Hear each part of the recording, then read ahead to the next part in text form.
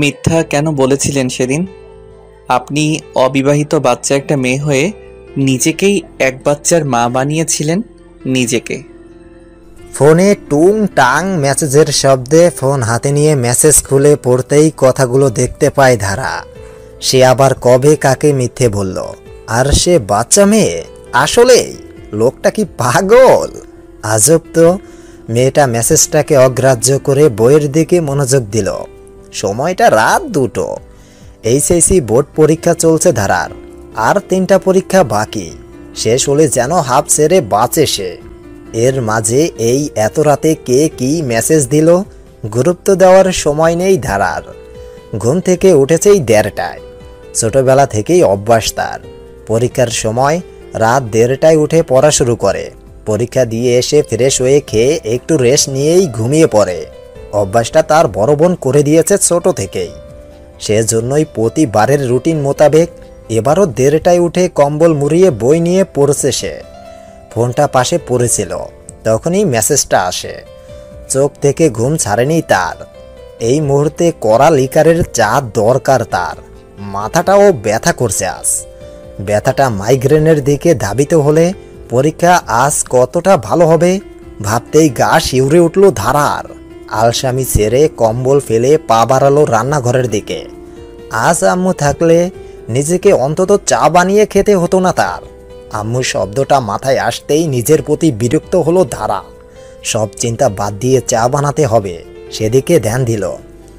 নিজের ঘর থেকে বেরিয়ে বারান্দায় পা দিয়েই ঘন কুয়াশার চাদরে আচ্ছাদিত আকাশের চাঁদটাকে নজরে পড়ল তার।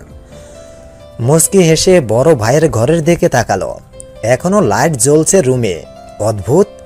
অবশ্য তার ভাই আগা মাথা পুরোটাই অদ্ভুত।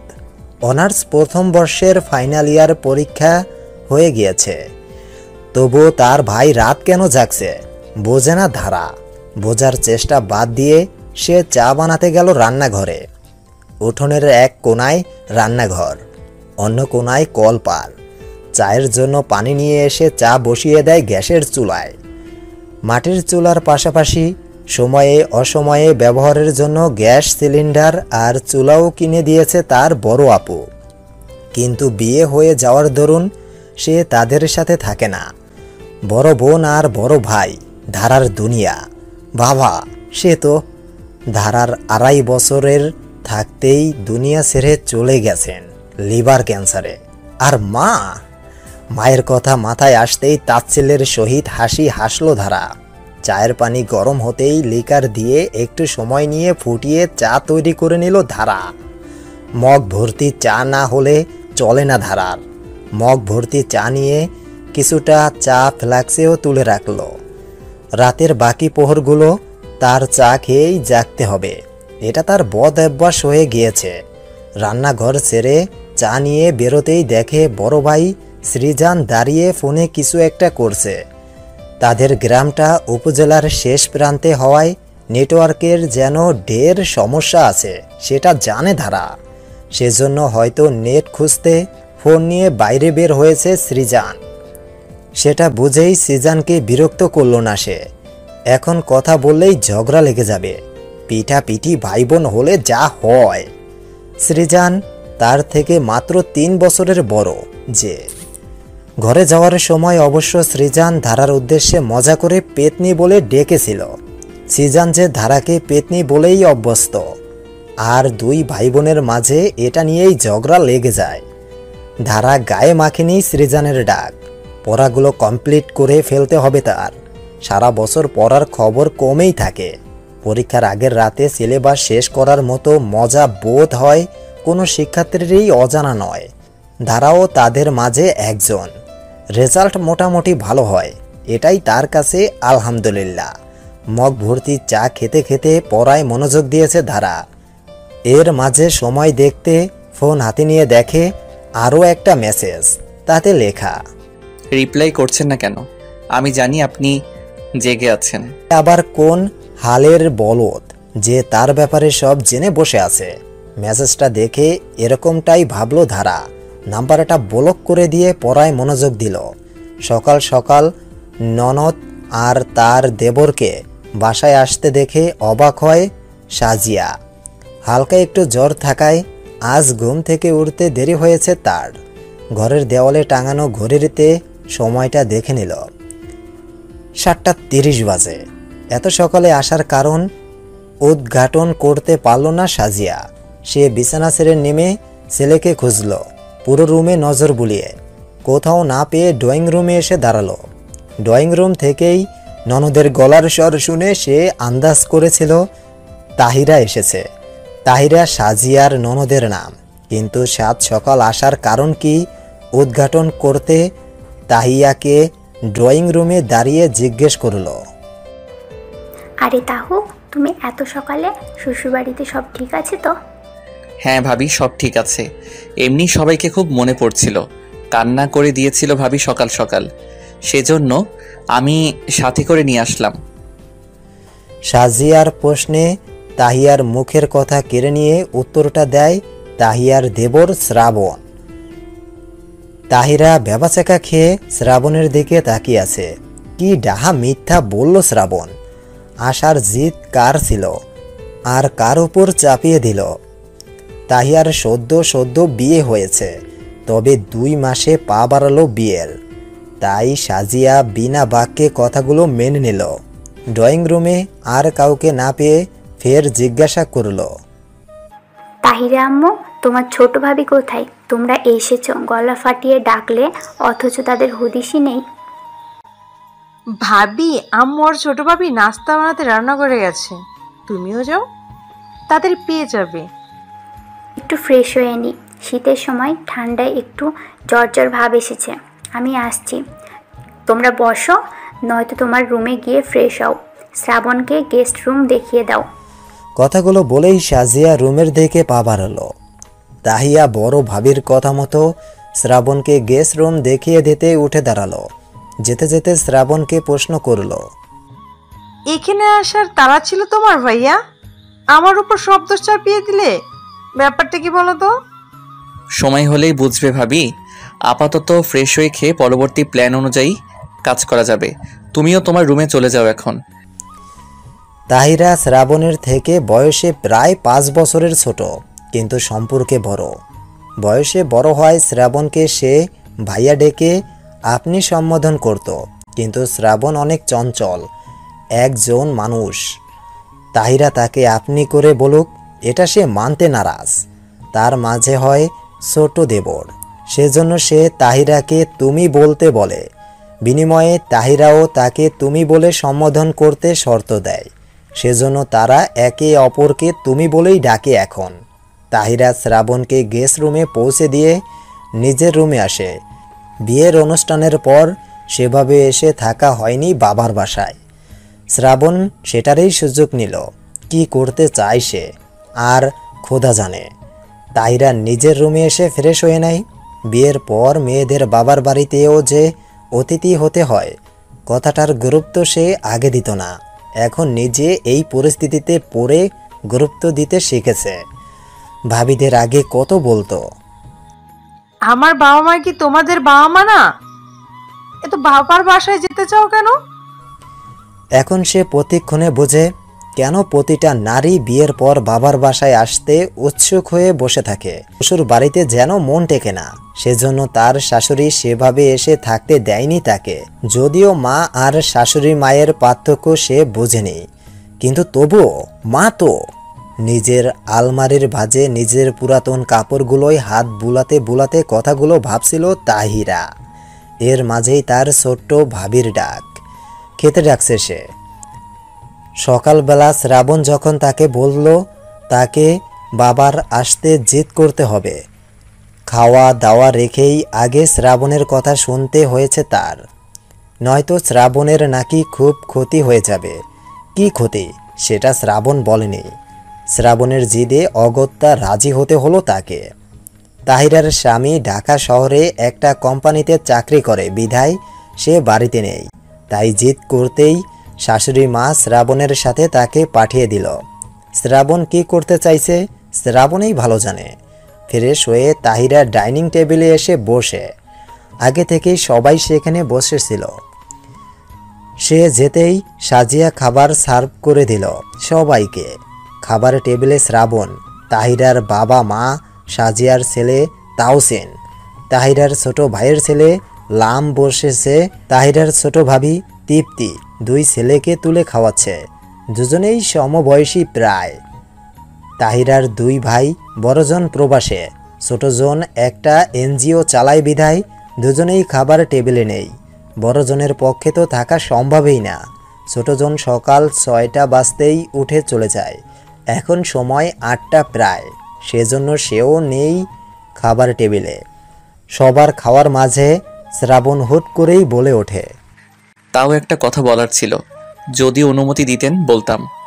সাজিয়ার শ্বশুর আলম সাহেবের অনুমতি পেয়ে শ্রাবণ বলে, তাওই আপত্তি না থাকে তো আমরা সাজিয়া ভাবির বাড়ি গিয়ে গ্রাম ঘুরে দেখে আসতে চাই। শহরে ধুলাবালি ইট পাথরে বিরক্তি এসে গিয়েছে, সেজন্য চাচ্ছি আমরা ছোটরা মিলে একটু গ্রামের মুক্ত পরিবেশে ঘুরে আসতে চাই। আমি শুনেছি ভাবির কাছে বড় ভাবির বাবার বাড়ি গ্রামে। একদমে কথাগুলো বলে থামে শ্রাবণ। তাহিরা চোখ দুটো ছোট ছোট করে শ্রাবণের দিকে তাকিয়ে আছে। শ্রাবণের সাথে একদিন এমনিই পরিবার নিয়ে গল্প করার সময় তার ভাবিদের বাবার বাসা কোথায়, পরিবার কেমন সেগুলো জেনে নিয়েছিল, কিন্তু হুট করে সাজিয়া ভাবির বাবার বাসায় ঘুরতে যাওয়ার ব্যাপারটা বুঝতে পারল না তাহিরা। এদিকে আলম সাহেব শ্রাবণের কথায় উপস্থিত সকলের দিকে তাকিয়ে পুত্রবধূ সাজিয়ার দিকে তাকালেন। বাকি সবাই উৎসুক জনতা হয়ে আলম সাহেব কি বলেন তার দিকে তাকিয়ে আছে। এর মাঝে সাজিয়ার উদ্দেশ্যে আলম সাহেব বলেন, মা সাজিয়া, তোমার কি মতামত? শ্বশুর মশাইয়ের প্রশ্নে সাজিয়া চিন্তিত হয়ে তাকালো ওনার দিকে। তৃপ্তি বাচ্চা দুটোকে খাওয়ানো শেষে হাত ধুয়ে তাদের মুখ মুছিয়ে দিয়ে সাজিয়াকে বলল, ধারার পরীক্ষা চলছে, এর মাঝে আমরা যদি যাই সমস্যা হবে। কিছু ভুল বললাম ভাবি? তৃপ্তির কথার সুর ধরে তাদের শাশুড়িমা শান্তি বেগম বলেন, তৃপ্তি তো ঠিকই বলেছে, ওর কথা বিবেচনা করা উচিত। সবার কথায় খানিকটা হতাশ হলো শ্রাবণ। তার মনের মাঝে যে ঝড় চলেছে তার সমাধান তো হচ্ছে না, কি করবে সে চিন্তায় মাথা নিচু করে নিল। সাজিয়া ব্যাপারটা খেয়াল করলো, মনে মনে ভাবলো, শ্রাবণ যখন শখ করে যেতে চেয়েছে নিয়ে যাই, ধারার পরীক্ষা, ওকে কেউ বিরক্ত না করলেই হলো। এটা ভেবেই সাজিয়া বলল, সমস্যা নেই, বাবার অনুমতি থাকলে আমরা যাচ্ছি। সাজিয়ার কথায় বেশ উৎফুল্লতা প্রকাশ পেল শ্রাবণের চোখে মুখে। তাহিরা শ্রাবণের মতিগতি বুঝতে পারছে না ঠিকঠাক। এর মাঝে তৃপ্তি বলল, ভাবি আপনারা যান, আমি থাকি। বাবা মাকে তো রান্নাবান্না করে খাওয়াতে হবে, খেয়াল রাখতে হবে, তাই না? না তৃপ্তিমা, তুমিও গিয়ে ঘুরে আসো সবার সাথে, ভালো লাগবে। আমি এতটাও বুড়ো হইনি, দুবেলা রাঁধতে পারবো না, বাকি সব কাজ তো কাজের লোক এসে করেই দেয়। শাশুড়ি মায়ের কথার উপর তৃপ্তি আর না করল না। সবার খাওয়া শেষে সাজিয়া আর তৃপ্তি খেয়ে নিয়ে যে যার রুমে গেল সব গুছিয়ে নিতে। এদিকে তাহিরা নিজের সব কিছু গুছিয়ে নিয়ে গেস্ট রুমে শ্রাবণকে ডাকতে আসে। আসার সময় তেমন কিছু তারা আনেনি, কিন্তু শ্রাবণ এভাবে হুট করে তার বড় ভাবির বাবার বাসায় শুধু যে ঘুরতে যাবে না এটা তাহিরা নিশ্চিত, কিন্তু যাবে কেন এটাই এখন জানার বিষয়। দরজায় দাঁড়িয়ে নক করে সে। শ্রাবণ তাহিরাকে দেখে বলে, আরে ভাবি আসো, তোমার আবার আমার রুমে আসতে নক করতে হয় নাকি? করতে হয় বুঝলে ছোট দেবর। বউ হলে তখনও যদি নক না করে ঢুকে পড়ি আর তোমাদের রোমান্স দেখে ফেলি কিরকম হবে, তাই এখন থেকে নক করে ঢোকার প্র্যাকটিস রেখে রাখি। বেশ ভালো ভাবি, সিঙ্গেল দেবরকে বউ না হতে মিঙ্গেল বানিয়ে দিলে। দেবর আদৌ সিঙ্গেল তো? মানে কি বোঝাতে চাচ্ছ ভাবি? তাহিরার শেষ কথায় অবাক হয়ে প্রশ্ন করে শ্রাবণ। তাহিরা শ্রাবণের মুখাভঙ্গি দেখে হেসে বলে, আরে এত অবাক হওয়ার কি আছে, দেবর অনার্স শেষ করে মাস্টার্সে পড়ছে, সে সিঙ্গেল তো আদৌ না হলে এভাবে আচমকা আমার বড় বাবির বাবার বাড়ি এলাকায় যেতে যাচ্ছে শুধুই ঘুরতে, নাকি অন্য উদ্দেশ্য আছে বলো তো? তুমি না জিনিয়াস ভাবি, জার্নালিজম নিয়ে পড়লে জীবনে ভালো একটা ক্যারিয়ার হতো, তোমার ব্রেন ভালো। শ্রাবণের মুখে নিজের নামে অযথা প্রশংসা শুনে তাহিরা ভ্রুকুটি করে বলে, কথা এড়িয়ে যাচ্ছ ভাইয়া, আমি বাপু এত সাংবাদিক হয়ে কাজ নেই, বাংলায় অনার্স কমপ্লিট করতে যথেষ্ট হেপা পোহাচ্ছি, আরো 2টা বছর বাকি। কি যে যন্ত্রণা পড়াশোনায়। আর চাই না, মাফ করো, আসল কথা বলো। তাহিরের কথা শেষ হতে না হতেই সাজিয়ার ডাকে শ্রাবণের দিকে তাকিয়ে দুজনেই একসাথে ড্রয়িং রুমে আসে। আসতেই সাজিয়া বলে গাড়িতে গিয়ে উঠতে। এরপর সবাই বাবা মাকে বিদায় জানিয়ে রওনা দেয় সাজিয়াদের গ্রামের উদ্দেশ্যে। পরীক্ষা দিয়ে মাত্র বাসায় ফিরল ধারা। দুপুরের শিফটে পরীক্ষা হচ্ছে তার। উঠানের গেট খুলে ভেতরে পা দিয়েই হিজাবের পিন খোলায় ব্যস্ত হয়ে পড়ে সে।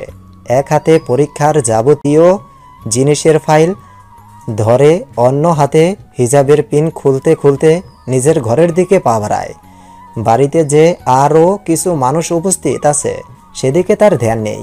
তখনই ধারার সামনে উপস্থিত হলো সাজিয়া। বড় বোনকে এই সময়ে দেখে একটু আশ্চর্য হয় সে। সাধারণত 2 ঈদ ছাড়া বিয়ের 6 বছরে বাবার বাসায় আসা হয় না সাজিয়ার। মাঝে মাঝে দরকারে আসলে আসার আগে ফোন করে আসে। স্বামী প্রবাসে থাকে, স্ত্রী সন্তানকে নিয়ে যথেষ্ট চিন্তায় থাকে সাজিয়ার স্বামী।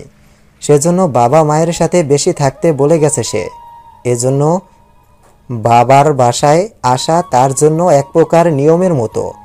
ঈদের পর দিন ছাড়া আসা হয় না। ধারার এই বিষয় নিয়ে অবশ্য বোনের উপর ভীষণ অভিমান জমে আছে। ছোট থেকে বড় হয়েছে বোনের কাছে, মাকে পায়নি সে। সেজন্য বড় বোন মা সমতুল্য ধারার কাছে। সেই বোনকে অনার্স 2য় বর্ষে উঠতেই বিয়ে দিয়ে দেয় চাচা ফুপুরা মিলে। ভাই বোনের দোহাই দিয়ে পড়াশোনা শেষ করা অবধি বিয়েতে নাকচ ছিল সাজিয়ার।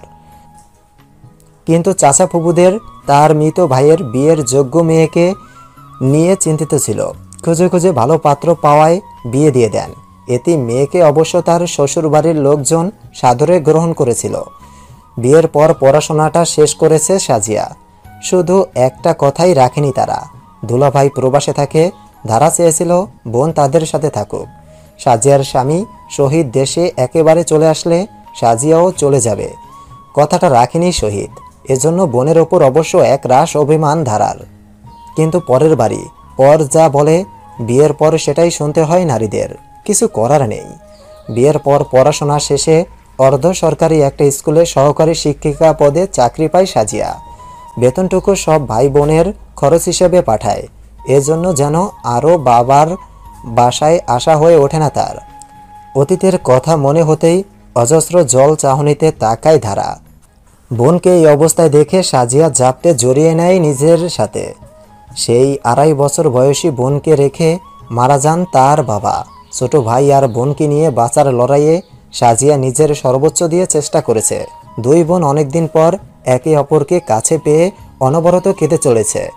তাহিয়ার বিয়ের সময় গিয়েছিল, তখন বোন তো ননদের বিয়ে নিয়েই ব্যস্ত ছিল, সময় দিতে পারেনি। 2 বোনের এই আবেগ ঘন মুহূর্তে উঠানের গেট দিয়ে প্রবেশ করে শ্রাবণ আর সৃজান।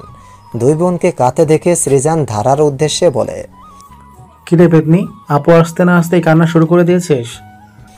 সৃজান কথাটা একটু জোরেই বলে। শ্রাবণ 2 হাত বুকে বেঁধে তাদের দেখছে। ওই সময় ঘর থেকে তাহিরা, তৃপ্তি, লাম আর তাওসিনকে নিয়ে উঠানে আসে। তাওসিন খালামণিকে দেখে তাহিরের কোল থেকে নেমে দৌড়ে এসে ধারার কোলে ওঠে। তখনই শ্রাবণ ধারার উদ্দেশ্যে বলে, এটা আপনার ছেলে তাই না ধারা? শ্রাবণের কথায় তার দিকে নজর দেয় ধারা।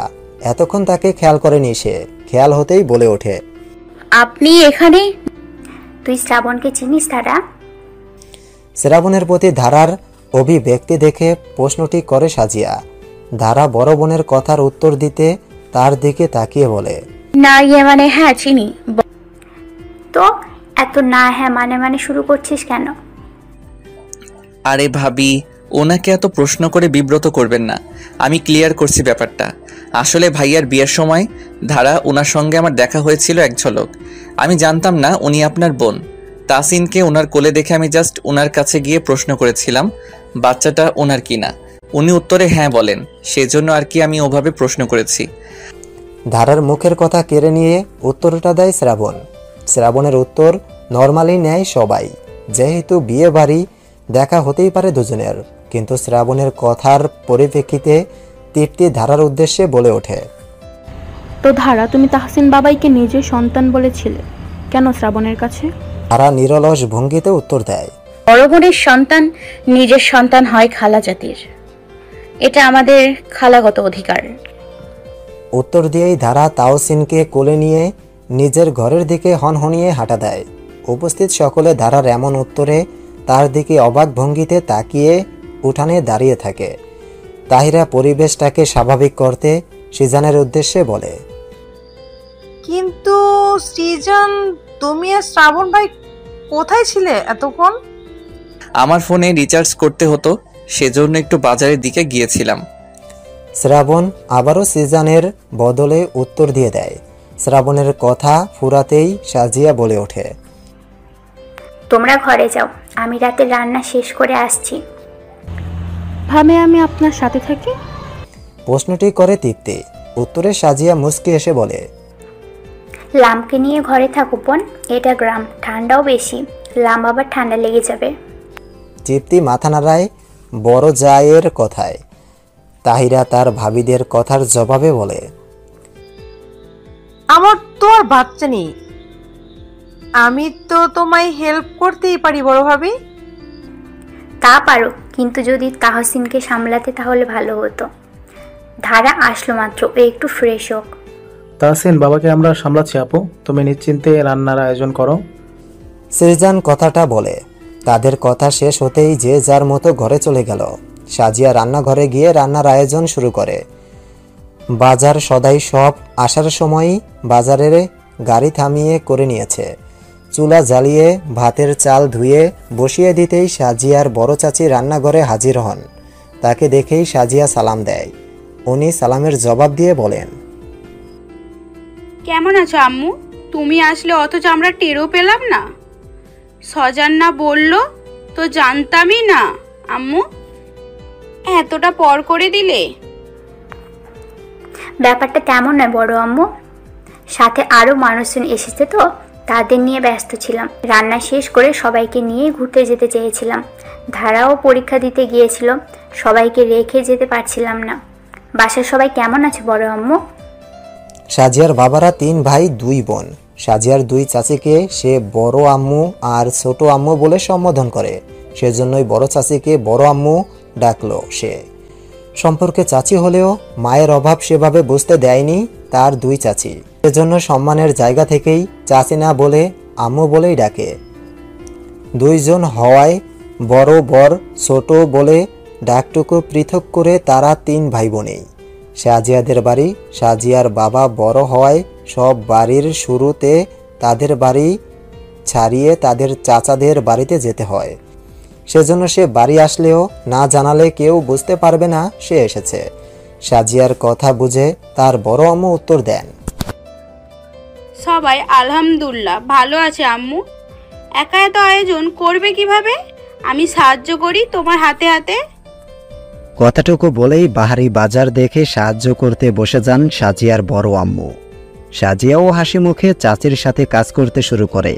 নিজের ঘরে বইয়ে মুখ গুজে বসে আছে ধারা। তাহসিন সিজানের কাছে আছে। ধারার ঘরে চেয়ার টেবিলের কাছে চেয়ার পেতে গালে হাত দিয়ে গম্ভীর ভাবনায় মগ্ন তাহিরা। ধারাদের বাড়িতে ঘর 3টা, দোতলা টিনের ঘর বড় একটা, মাঝখানে টিনের পার্টিশন দিয়ে 3টা রুম করা, একটা ধারার অন্যটা সিরজানের, আর একটাই মানুষ আসলে থাকতে দেওয়া হয়, যেটাই তৃপ্তি লামকে নিয়ে শুয়ে ফিডিং করাতে ব্যস্ত। তাহসিনের বয়স 2 বছর আর লামের 1.5 বছর। সাজিয়ার বড় শহীদ আর তার ভাই শানু 1 বছরের ছোট বড় হওয়ায় একসাথেই বিয়ে করে, আর তাদের বউয়ের বাচ্চাও হয়েছে প্রায় একসাথে, 6 মাসের আকপাস শুধু। তাইরা বাইয়েদের ভাবনায় মশগুল থাকতে থাকতেই শ্রাবণ ধারার ঘরের দরজার সামনে দাঁড়িয়ে তার উদ্দেশ্যে বলে, ভাবি একটু বাইরে আসবে, কথা ছিল। তাইরার শ্রাবণের কথা কানে যেতেই নিঃশব্দে শরীরে শীতের শালটা জড়িয়ে বেরিয়ে আসে। ধারা সেটা এক ঝলক দেখেই আবার বইয়ে মুখ গুজে বসে। আগামীকাল পরশু 2 দিন গ্যাপ আছে, সেজন্য সে ঘুমায়নি, পড়তে বসেছে। পড়া একটু করে এগিয়ে রাখতেই মূলত পড়তে বসা, নয়তো তাওসিন আর লাম এসেছে আর সে বই নিয়ে বসে আছে, এমনটা হবার নয়। ধারা যে ভীষণ বাচ্চা পাগলি, সেখানে 2 জনেই তার ভীষণ প্রিয় আদরের বাচ্চা। ধারার মন টেকছে না বইয়ে, সিজানের ঘরে গিয়ে তাওসিনকে আনতে ইচ্ছে করছে তার, কিন্তু এই শ্রাবণ নামক মানুষটাকে তার একদম পছন্দ নয়, সেজন্য ঘর থেকে বের হচ্ছে না সে।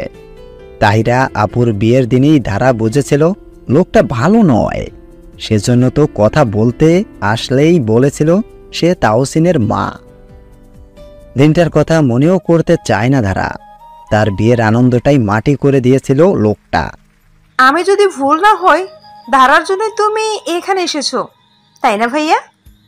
ধারাকে তো তুমি আমার ফোন ওর ছবি দেখে জিজ্ঞেস করে জেনেছিলে ও বড় ভাবির বোন। তোমাদের যে তোমার ভাইয়া আর আমার বিয়ের সময় আলাপ হয়েছিল এটা তো বলনি। একটু খোলাখুলি বলবে ভাইয়া, আদৌ কি হয়েছিল? পুকুর পাড়ে শানের উপর বসে শ্রাবণের উদ্দেশ্যে কথাটুকু বলে তাহিরা। শ্রাবণ তাকে ডেকে নিয়ে ধারাদের পুকুর পাড়ে নিয়ে এসেছে। ধারার বাবা মারা গেলেও উনি যে পিতৃসূত্রে সম্পত্তি পেয়েছিলেন সেগুলো জৌনুস এখনও ধরে রেখেছে ওনার 3 সন্তান। সেটা বোঝাই যায় সব কিছুতে। মাছের চাষ করতে নিজস্ব পুকুরও করেছিলেন ধারার বাবা। সেখানেই এই মুহূর্তে শ্রাবণ আর তাহিরা উপস্থিত। কি হয় ভাইয়া, উত্তর দিচ্ছ না যে? শ্রাবণ একের পর এক ছোট ছোট মাটির ঢিল পুকুরের পানিতে শূন্যে ছুঁড়েছিল বসে বসে। তাহিরার কথা ফের কানে যেতেই বলে, তোমার প্রশ্নগুলোর উত্তর অনেক ঘটনা ভাবি, আপাতত আমার এত কথা বলতে ভালো লাগছে না। তাহলে ডেকে আনলে কেন এখানে? এমনি। আজব তো ভাইয়া। আচ্ছা, ধারার জন্যই কি আমার ভাবিদের ঠিকুজি গোষ্ঠীর জানতে চেয়েছিলে গল্পের ছলে? আর আজ এখানে আসলে? কিন্তু আজ কেন? তুমি তো অনেক আগে জেনে গিয়েছিলে তাদের ব্যাপারে। আগে জানলেও যোগাযোগ করার চেষ্টা করিনি ভাবি, কিন্তু যখন করলাম নাম্বারই ব্লক দিল। মানে কি বোঝাতে চাইছো ভাইয়া? উনি বোঝাতে চাচ্ছেন উনি আমার কাছে মেসেজ করেছিলেন আর আমি ওনার নাম্বার ব্লক করে দিয়েছি। তাহিরা আপু। শ্রাবণের সাথে কথার মাঝেই তাহিরার সাথে কথা শেষ হতেই পেছন থেকে ধারা এসে উত্তরটা দেয়। শ্রাবণ নিরলস অভিব্যক্তিতে সেই পুকুর পানেই তাকিয়ে আছে। তাহিরা দুজনকে এক ঝলক দেখে ধারাকে বলে, তুমি তো পড়তে বসেছিলে, হঠাৎ এখানে? আপু সন্ধ্যার নাস্তা গুছিয়ে ফেলেছে, আপনাদের ডাকছে, আসুন। কথাটা বলেই হনহনিয়ে চলে যায় ধারা। মনের মাঝে এক গাদা প্রশ্নের ঝড় থাকলেও তাহিরার সামনে শ্রাবণকে জিজ্ঞাসা করল না সে। লোকটার সাথে কথা বলতেও ইচ্ছে করে না তার। বিরক্তিকর মানুষ একজন মনে হয়। ধারা চোখের আড়াল হতেই তাহিরা শ্রাবণকে প্রশ্ন করে, একটু ক্লিয়ারলি বলবে ভাই, আসলে তোমাদের মাঝে হয়েছে কি? কানেকশন কি? ধারা তোমার প্রতি এত বিরক্ত কেন? ওর চাহনি দেখলেই বোঝা যায় সে অনেক বিরক্ত তোমার উপর। একটু ক্লিয়ার করো প্লিজ। তোমার আর ভাইয়ার বিয়ের দিন ধারাকে প্রথম দেখেছিলাম। সেখানে তাকে প্রথম দেখে তার প্রতি একটা ভালো লাগা ভালোবাসার সৃষ্টি হয়, যেটাকে অনেকে লাভ অ্যাট ফার্স্ট সাইট বলে আখ্যায়িত করে। আমার কাছে সেসবের গুরুত্ব ছিল না তেমন, কিন্তু সেদিন ওকে দেখে মনে হয়েছিল এই মায়াবতীকে ভালোবাসা যায়। ওই যে কথায় আছে না, যাকে ভালো লাগে তার সব কিছুই ভালো লাগে। সেদিন ধারা বিয়েবাড়িতে সব ছোট বাচ্চাদের নিয়ে তোমার বাড়ির উঠোনের এক কোণে আনন্দ উল্লাসে মেতেছিল। বাথরুমে গিয়েছিলাম, আমার পাঞ্জাবিতে তরকারির ঝোল লেগেছিল। সেটা পরিষ্কার করতে গিয়ে তাকে দেখি। বাচ্চাদের সাথে বাচ্চামি, গম্ভীর ভাব, সব কিছু মিলিয়ে আমি মোটামুটি রকমের ওর প্রতি দুর্বল হয়ে পড়ি। আগ বাড়িয়ে কথা বলতে যেতে ধরি, তখন সৃজান ওর কোলে তাহসিনকে দিয়ে যায়। আমি ভেবেছিলাম হয়তো সৃজান ওর স্বামী, বাচ্চাটা ওর, কিন্তু এত ছোট মেয়ের আবার বিয়ে হয়েছে, বাচ্চা আছে মানতে পারিনি। গিয়ে বলেই বসি যে লোকটা ওর কাছে বাচ্চা দিয়ে গেল সে ওর স্বামী কিনা। রেগে ও চট করে আমায় থাপ্পড় দিতেই হাত উঠিয়ে ফেলে, কিন্তু পরক্ষণে নিজেকে সামলে রাগী কণ্ঠে বলে, কাউকে না জেনে ভুলভাল প্রশ্ন করবেন না। আপনি প্রশ্নটা এভাবেও করতে পারতেন যে লোকটা কে। আমাদের ভাই বোনকে স্বামী স্ত্রী ভেবে বসলেন, কিন্তু আমাকে এসব প্রশ্ন করার আপনি কে? আপনাকে তো আমি চিনিও না। তার কথা শোনার পর সরি বলি, ক্ষমা চাই। সে রেগে ওখান থেকে চলে যেতে ধরে তাহসিনকে নিয়ে। পরে পিছ থেকেই বলেছিলাম লোকটা যেহেতু ভাই হয় তাহলে বাচ্চাটাকে ভাইয়ের ছেলে?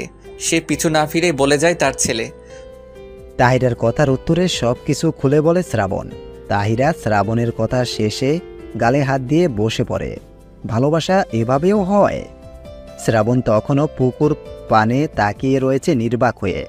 তাহিরা এরপর বলে, এর জন্যই আমার ফোনে যখন ধারার ছবি, তাহসিনের ছবি দেখো আর আমার 14 গোষ্ঠী সম্পর্কে জানতে বসো, তাই না? 14 গোষ্ঠী নিয়ে আমার আগ্রহ ছিল না, ছিল ধারাকে নিয়ে। সেজন্য তোমার কাছে সবার কথা জানার ওসিলায় ধারাকে এটা জানতে চাই। জানার পর খোঁজ নিয়ে ধারার কাছে ক্ষমা চাওয়ার বাহানায় রোজ ওর কলেজের সামনে যেতাম। সেখান থেকে ধারা আমায় একটু চিনে, যে জন্য আমায় দেখে তখন ওরকমভাবে রিয়্যাক্ট করে। শ্রাবণের কথা শুনে এবার তাহিরার মাথায় হাত। এত কিছু কাণ্ড ঘটিয়ে বসেছে শ্রাবণ, অথচ সে এখন জানছে। তাহিরা এবার বসা থেকে উঠে শ্রাবণের সামনে দাঁড়িয়ে বলে, দেবরজি, আমি তোমার ছোট বোনের মতো ভাবি, এটাই তো বলো, তাই না? ডুবে ডুবে জল খাও আর পানি নাকে মুখে ঢুকলেই ভাবিকে নিজের সুবিধায় ব্যবহার করো। যা রাগ করলাম তোমার সাথে। আরে ভাবি, তুমি এইটুকুতেই রেগে গেলে যে? আরও ঘটনা বাকি আছে। আমি তোমার সাহায্যে এখানে কেন আসলাম শুনবে না? কি কারণে? শ্রাবণের কথার উত্তরে চোখ দুটো ছোট ছোট করে উত্তর দেয় তাহিরা। শ্রাবণ তাহিরাকে পাশ কাটিয়ে পুকুরে নামার এক সিঁড়ির উপর দাঁড়িয়ে পকেটে হাত গুজে বলতে শুরু করে, কলেজের সামনে গিয়ে রোজ যখন ধারাকে ফলো করতে লাগলাম, সে রেগে একদিন আমার সামনে দাঁড়িয়ে জিজ্ঞাসা করে আমি কে। বিয়ের দিন তাকে দেখার পর কিছুদিন পর থেকে তাকে এভাবে ফলো করছি। সে কে এই কলেজে পরে জানলাম কি করে। এসব উত্তর দিতে মুখ খোলার আগেই তার ফ্রেন্ডরা এসে পড়ে। ওর সাথে মজা করতে বলি আমি ওর বয়ফ্রেন্ড কিনা। আমাকেও জিজ্ঞাসা করে, আমিও মজার ছলে বলি হ্যাঁ আমি ওর বয়ফ্রেন্ড। এমনি আমার উপর রেগেছিল, আবার আমার এই কথা আগুনে ঘি ঢালার মতো হয়েছিল। অতপর বিষয়টা এত দূর গড়ায় ওর ফ্রেন্ডসরা ওকে সবসময় আমায় নিয়ে পচাতো ওকে, যার ফলে ওদের সাথে ধারার ফ্রেন্ডশিপ ভেঙে যায়। ধারা কলেজেও যায় না কয়েকদিন। আমি ওই ঘটনার প্রায় 4-5 দিন পর কলেজের সামনে যাই। তখন ওর একটা ফ্রেন্ড আমায় দেখে কথাগুলো বলে। পরীক্ষার আর ছিলই কদিন বাকি। স্যাররা দায়িত্ব নিয়ে সবাইকে সাজেশন ধরিয়ে পড়াচ্ছেন, অথচ সে কলেজে যায় না। কতটা ক্ষতি আমি করেছি ভাবো। সেজন্য তোমার ফোন থেকে ওর নাম্বার নিয়ে মেসেজ দেই, আর সেখানেও ব্লক খাই। ও না জেনে আমায় ব্লক করে দিয়েছে। মেসেজগুলো আপনি দিয়েছেন, আইডিয়া ছিল না, তবে ব্লক করেছি যখন নিশ্চিত থাকুন সে ব্লক আর খুলবে না। এবারও কথার মাঝে ধারার কণ্ঠের স্বর পেয়ে পেছনে ফিরে তাকায় শ্রাবণ আর তাহিরা। চট হাতে পুকুর থেকে একটু উঁচুতে দাঁড়িয়ে আছে ধারা। তাকে দেখে তাহিরা বলে ওঠে, আবার আসলে যে? শ্রাবণের সব কথা শুনে নিয়েছো? কারোর কথা আড়ি পেতে শোনার ইচ্ছে বা রুচি কোনোটাই আমার নেই বুবু। রাত হয়ে আসছে, একবার ডেকে গেলাম, আসলে না, তাই সাজিয়া বুবু তোমাদের নিতে পাঠালো। চিন্তা নেই, আমি শুধু উনি আমায় মেসেজ দিয়েছিলেন এটুকু কানে উড়ো কথার মতো ভেসে এসে পড়েছে। বাকি কিছু আমি শুনিনি। তোমরা কি এবার যাবে আমার সাথে? রাতের আধার নেমে গেছে, পুকুর পাড়ে থাকা বিপদের। কখন কি এসে কামড়ে দেয় কে জানে। ধারা কথাটুকু বলে পিছু ফিরে হাঁটা ধরে বাড়ির দিকে। তার পিছু শ্রাবণ আর তাহিরাও হাত ছেড়ে নিঃশ্বাস নিয়ে বাড়ির দিকে যায়। যেতে যেতেই তাহিরা শ্রাবণের উদ্দেশ্যে বিড়বিড় করে বলে, দুনিয়ায় মেয়ে পাওনি ভাই, এই ধানি লঙ্কাকে পছন্দ করতে হলো। দেখো তার বাজে না পুড়িয়ে দেয়। শ্রাবণ তার ভাবির কথাই শুধু মুচকি হাসল, কিছু বলল না। ওরা বাড়িতে ফিরতেই সাজিয়া একটু বকাঝকা করে খেতে বসিয়ে দিল বারান্দায় লম্বা করে পাটি পেরে। চেয়ার টেবিলে সবাইকে আটবে না বলে। ওরা মানুষজন কম, কোনো রকম 4 জন বসে খেতে পারবে এজন্য চেয়ার টেবিল কিনে রেখেছে। কিন্তু এখন মানুষ বেশি। গ্রামের বাড়ি, সন্ধ্যা 7টায়, এই শীতের সময় মাঝরাতের মতো। সাজিয়া বড় আম্মু আর ছোট আম্মু সবাইকে বেড়ে খাওয়াতে সাহায্য করছে তাকে। ধারা তরকারির বাটি এটা ওটা এগিয়ে দিচ্ছে তাদের দিকে। সাজিয়া এতক্ষণ ব্যস্ত থাকায় তাওসিনের দিকে নজর দিতে পারেনি। সেজন্য এখন একটু তাকে খাওয়াতে বসেছে। তৃপ্তি লামকে খাইয়ে ঘুম পাড়িয়ে এসে বসলো খেতে সবার শেষে। গ্রামের তাজা সবজি আর মাছের তরকারি, দেশি মুরগির ঝোল, সামান্য আয়োজনেই সবাই তৃপ্তি সহকারে খাচ্ছে। সাজিয়া এক নজরে সবাইকে দেখে নিল। সবাই অনেকটা উপভোগ করছে, খুশি হয়েছে এই ব্যাপারগুলোয়। ভালো লাগছে তার সবাইকে খুশি খুশি দেখে। ইট পাথরের শহরে দম বন্ধকর পরিবেশ থেকে বেরিয়ে গ্রামে এই সতেজতায় যেন সবাই মন মাতিয়ে আনন্দ করছে। এসে থেকে ভাবতেই ভালো লাগছে সাজিয়ার। ইস ইস, যদি থেকে যাওয়া যেত গ্রামে একেবারে। সবার খাওয়া শেষে প্রায় সাজিয়া তাওসিনকে সেজানের কাছে দিয়ে বোন আর চাচিদের নিয়ে খেতে বসল। তারা চলে যেতে চেয়েছিলেন, কিন্তু সাজিয়া যেতে দিল না। দুই চাচুরই তার একজন ছেলে একজন মেয়ে, বিয়ে করে বউ নিয়ে আলাদা। তার চাচাতো ভাইয়েরা আর বোনদেরও বিয়ে হয়ে গিয়েছে। তার চাচিদের সাথে নিয়ে খাওয়া শেষে চাচাদের জন্য খাবার গুছিয়ে দিল সাজিয়া আর ধারা। ওনারা চলে যেতেই দু বোনে ঝটপট সব থালা বাসন ধুয়ে নিয়ে সবার জন্য বিছানা ঠিক করে দিতে গেল। 3 ঘর ঠিক করা হলো। সিজানের সাথে শ্রাবণ থাকবে, সাজিয়া আর তৃপ্তি বাচ্চাদের নিয়ে তার এক ঘরে, তাহিরা আর ধারা তার ঘরে থাকবে। বিছানা তৈরি করে সাজিয়া যখন ঘরে যাচ্ছিল, শ্রাবণ বারান্দায় থামিয়ে সাজিয়ার উদ্দেশ্যে বলে, ভাবি আপনার কাছে একটা আবদার ছিল। সাজিয়া অবাক নয়নে শ্রাবণের কথার উত্তরে বলে, কি আবদার? ধারাও সেই সময় নিজের ঘরের দরজার সামনে দাঁড়িয়ে শ্রাবণের কথা শুনেছে। এই লোক আবার কি চায়? চিন্তা ধরে যায় ধারার। আবার উল্টাপাল্টা কিছু বলবে না তো তাকে ঘিরে? এমন যদি হয় শ্রাবণকে যাচ্ছে তাই ভাবে অপমান করবে সে, এমনটাই মনে মনে ভেবে নেয় ধারা। কিন্তু তার ধারণাকে মিথ্যে প্রমাণ করে শ্রাবণ সাজিয়াকে বলে, আসলে ভাবি, আমি বিয়ে করব ভাবছিলাম। আপনাদের গ্রামটা অনেক সুন্দর। আপনাদের গ্রামেই আমার জন্য উপযুক্ত মেয়ে আছে কিনা একটু দেখুন তো খুঁজে। শ্রাবণের কথায় পুরো ভ্যাবাচেকা খেয়ে যায় সাজিয়া। ছেলের পড়াশোনা শেষ হয়নি, চাকরির খবর নেই, সে করবে বিয়ে? আশ্চর্য। ওদিকে ধারাও কেমন সন্দেহের চোখে তাকিয়ে আছে শ্রাবণের দিকে। ঘুরিয়ে পেঁচিয়ে কি তার বোনের কাছে তাকে বিয়ে করার প্রস্তাব দিচ্ছে না তো শ্রাবণ? একটু পর সাজিয়া হতবাক হয়ে প্রশ্ন করল, তুমি সিরিয়াস শ্রাবণ? হ্যাঁ ভাবি, আমি সিরিয়াস। কিন্তু তোমার কথাবার্তা কেমন খামখেয়ালি লাগছে আমার কাছে। কেন ভাবি? তোমার পড়াশোনা শেষ হয়নি এখনো, চাকরিও তো করছো না তুমি। রিজিকের মালিক উপরওয়ালা ভাবি, চিন্তা করিয়েন না। আমি বিয়ে করব, এটাই ফাইনাল। আপনি বউ খুঁজে দেন। বললেই কি বউ পাওয়া যায়? এভাবে কিভাবে বউ পাওয়া সম্ভব? তাহলে কিভাবে সম্ভব ভাবি? ঘটক লাগিয়ে খুঁজতে হবে। মেয়ের খোঁজ ঘটকদের ভালো জানা থাকে। সাজিয়ার এই কথায় শ্রাবণ সোজাসুজি ধারার দিকে তাকায়। সে আগেই খেয়াল করেছে ধারা দাঁড়িয়ে তাদের কথা শুনছে। সে ধারার দিকে তাকাতেই ধারা চট করে ঘরের ভেতর চলে যায়। সাজিয়া শ্রাবণের চাহনি লক্ষ্য করে পেছনে ফিরে দেখে, কিন্তু কিছু দেখতে না পেয়ে শ্রাবণকে ফের প্রশ্ন করে, কি হলো, কিছু বলছো না যে? ঘটককে বলার দরকার কি ভাবি? ঘরেই তো মেয়ে আছে। মানে কি বলছো তুমি? কে আছে? আনমনা হয়ে শ্রাবণ কথাটা বলে ফেলে। সাজিয়ার প্রশ্নে সে মনে মনে নিজেকে নিজেই ধমক দিয়ে হেসে উত্তর দেয়, না, কেউ না ভাবি, যান ঘুমিয়ে পড়ুন, অনেক রাত হয়েছে। কথাটা বলেই শ্রাবণ হনহনিয়ে ঘরে ঢুকে যায়। এমনিতেই শীতের দিন, গ্রামে যেন আরও শীত বেশি। সাজিয়া শ্রাবণের এহেন কাণ্ডে অবাক হয়ে কিছুক্ষণ ওখানেই দাঁড়িয়ে থেকে ঘরের দিকে চলে যায়। যেতে যেতে ভাবে, এই শ্রাবণ ছেলেটাই কেমন যেন অদ্ভুত রকম, কোনো কথার আগামাথা থাকে না, প্রতিটা কথায় কেমন রহস্য লুকিয়ে যায়। ঘরে গিয়ে ঘুমন্ত ছেলের পাশে শুয়ে পড়ে সাজিয়া। এইদিকে ঘরে ঢুকেই ধারা চুপচাপ পড়ার টেবিলে বই খুলে মুখ গুজে চোখ বন্ধ করে আছে। শরীরে পরে থাকা শাল চাদর এক পাশে মাটিতে গড়াগড়ি করছে। শরীরে শীতের জ্যাকেট যেন অসম্ভব রকম ভারী লাগছে তার, তবুও জিম মেরে ওভাবেই বসে আছে সে। এই শ্রাবণের কর্মকাণ্ড তার যথেষ্ট বিরক্তির কারণ হয়ে দাঁড়িয়েছে। এতদিন কলেজের সামনে, আর এখন সোজা বাড়িতে। চাই কি এই ছেলেটা? মাথায় ঢুকছে না ধারার। জীবনের বিরক্তিকর একটা অধ্যায় এখন এই শ্রাবণ নামক ব্যক্তি হয়ে দাঁড়িয়েছে। কি হলো ধারা? ওভাবে বসে আছো, ঘুমোবো না?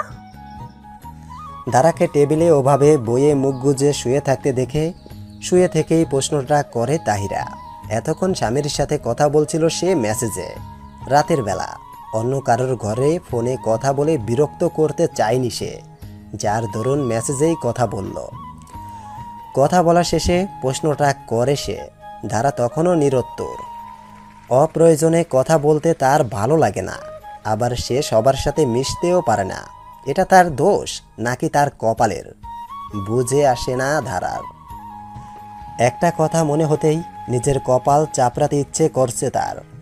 কেন যে সে তাহিরার জোরাজুরিতে তার ফোনে ছবি তুলেছিল আর তাহিরার কাছে তার নাম্বার রয়ে গিয়েছিল, নয়তো শ্রাবণ নামক এই বিরক্তিকর অধ্যায়ের সূচনা তার জীবনে আসতো না। কি হলো, কথার উত্তর দিচ্ছ না?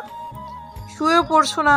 যতদূর জানি তোমার কয়েকদিন গ্যাপ আছে পরবর্তী পরীক্ষার আগে। এভাবে ঠান্ডার ভিতরে বসে না থেকে শুয়ে পড়ো। তাহিরার ফের কথায় কিছু বলল না ধারা। উঠে দাঁড়িয়ে বই বন্ধ করে গুছিয়ে রেখে সে গিয়ে চুপচাপ শুয়ে পড়ে। তাহিরা ধারার এই আচরণে কিছু মনে করতে চেয়েও করল না। সে জানে ধারা এমনই চুপচাপ স্বভাবের। তার মাঝে তার দেবরের কর্মে নিজেই কেমন লজ্জিত বোধ করছে ধারার কাছে, তাই তাকে আর কিছু না বলে ঘুমানোর চেষ্টা করল। পরের দিন সকালবেলা ঘুম থেকে ওঠার পর শ্রাবণের দুই চোখ ধারাকেই খুঁজে চলেছে।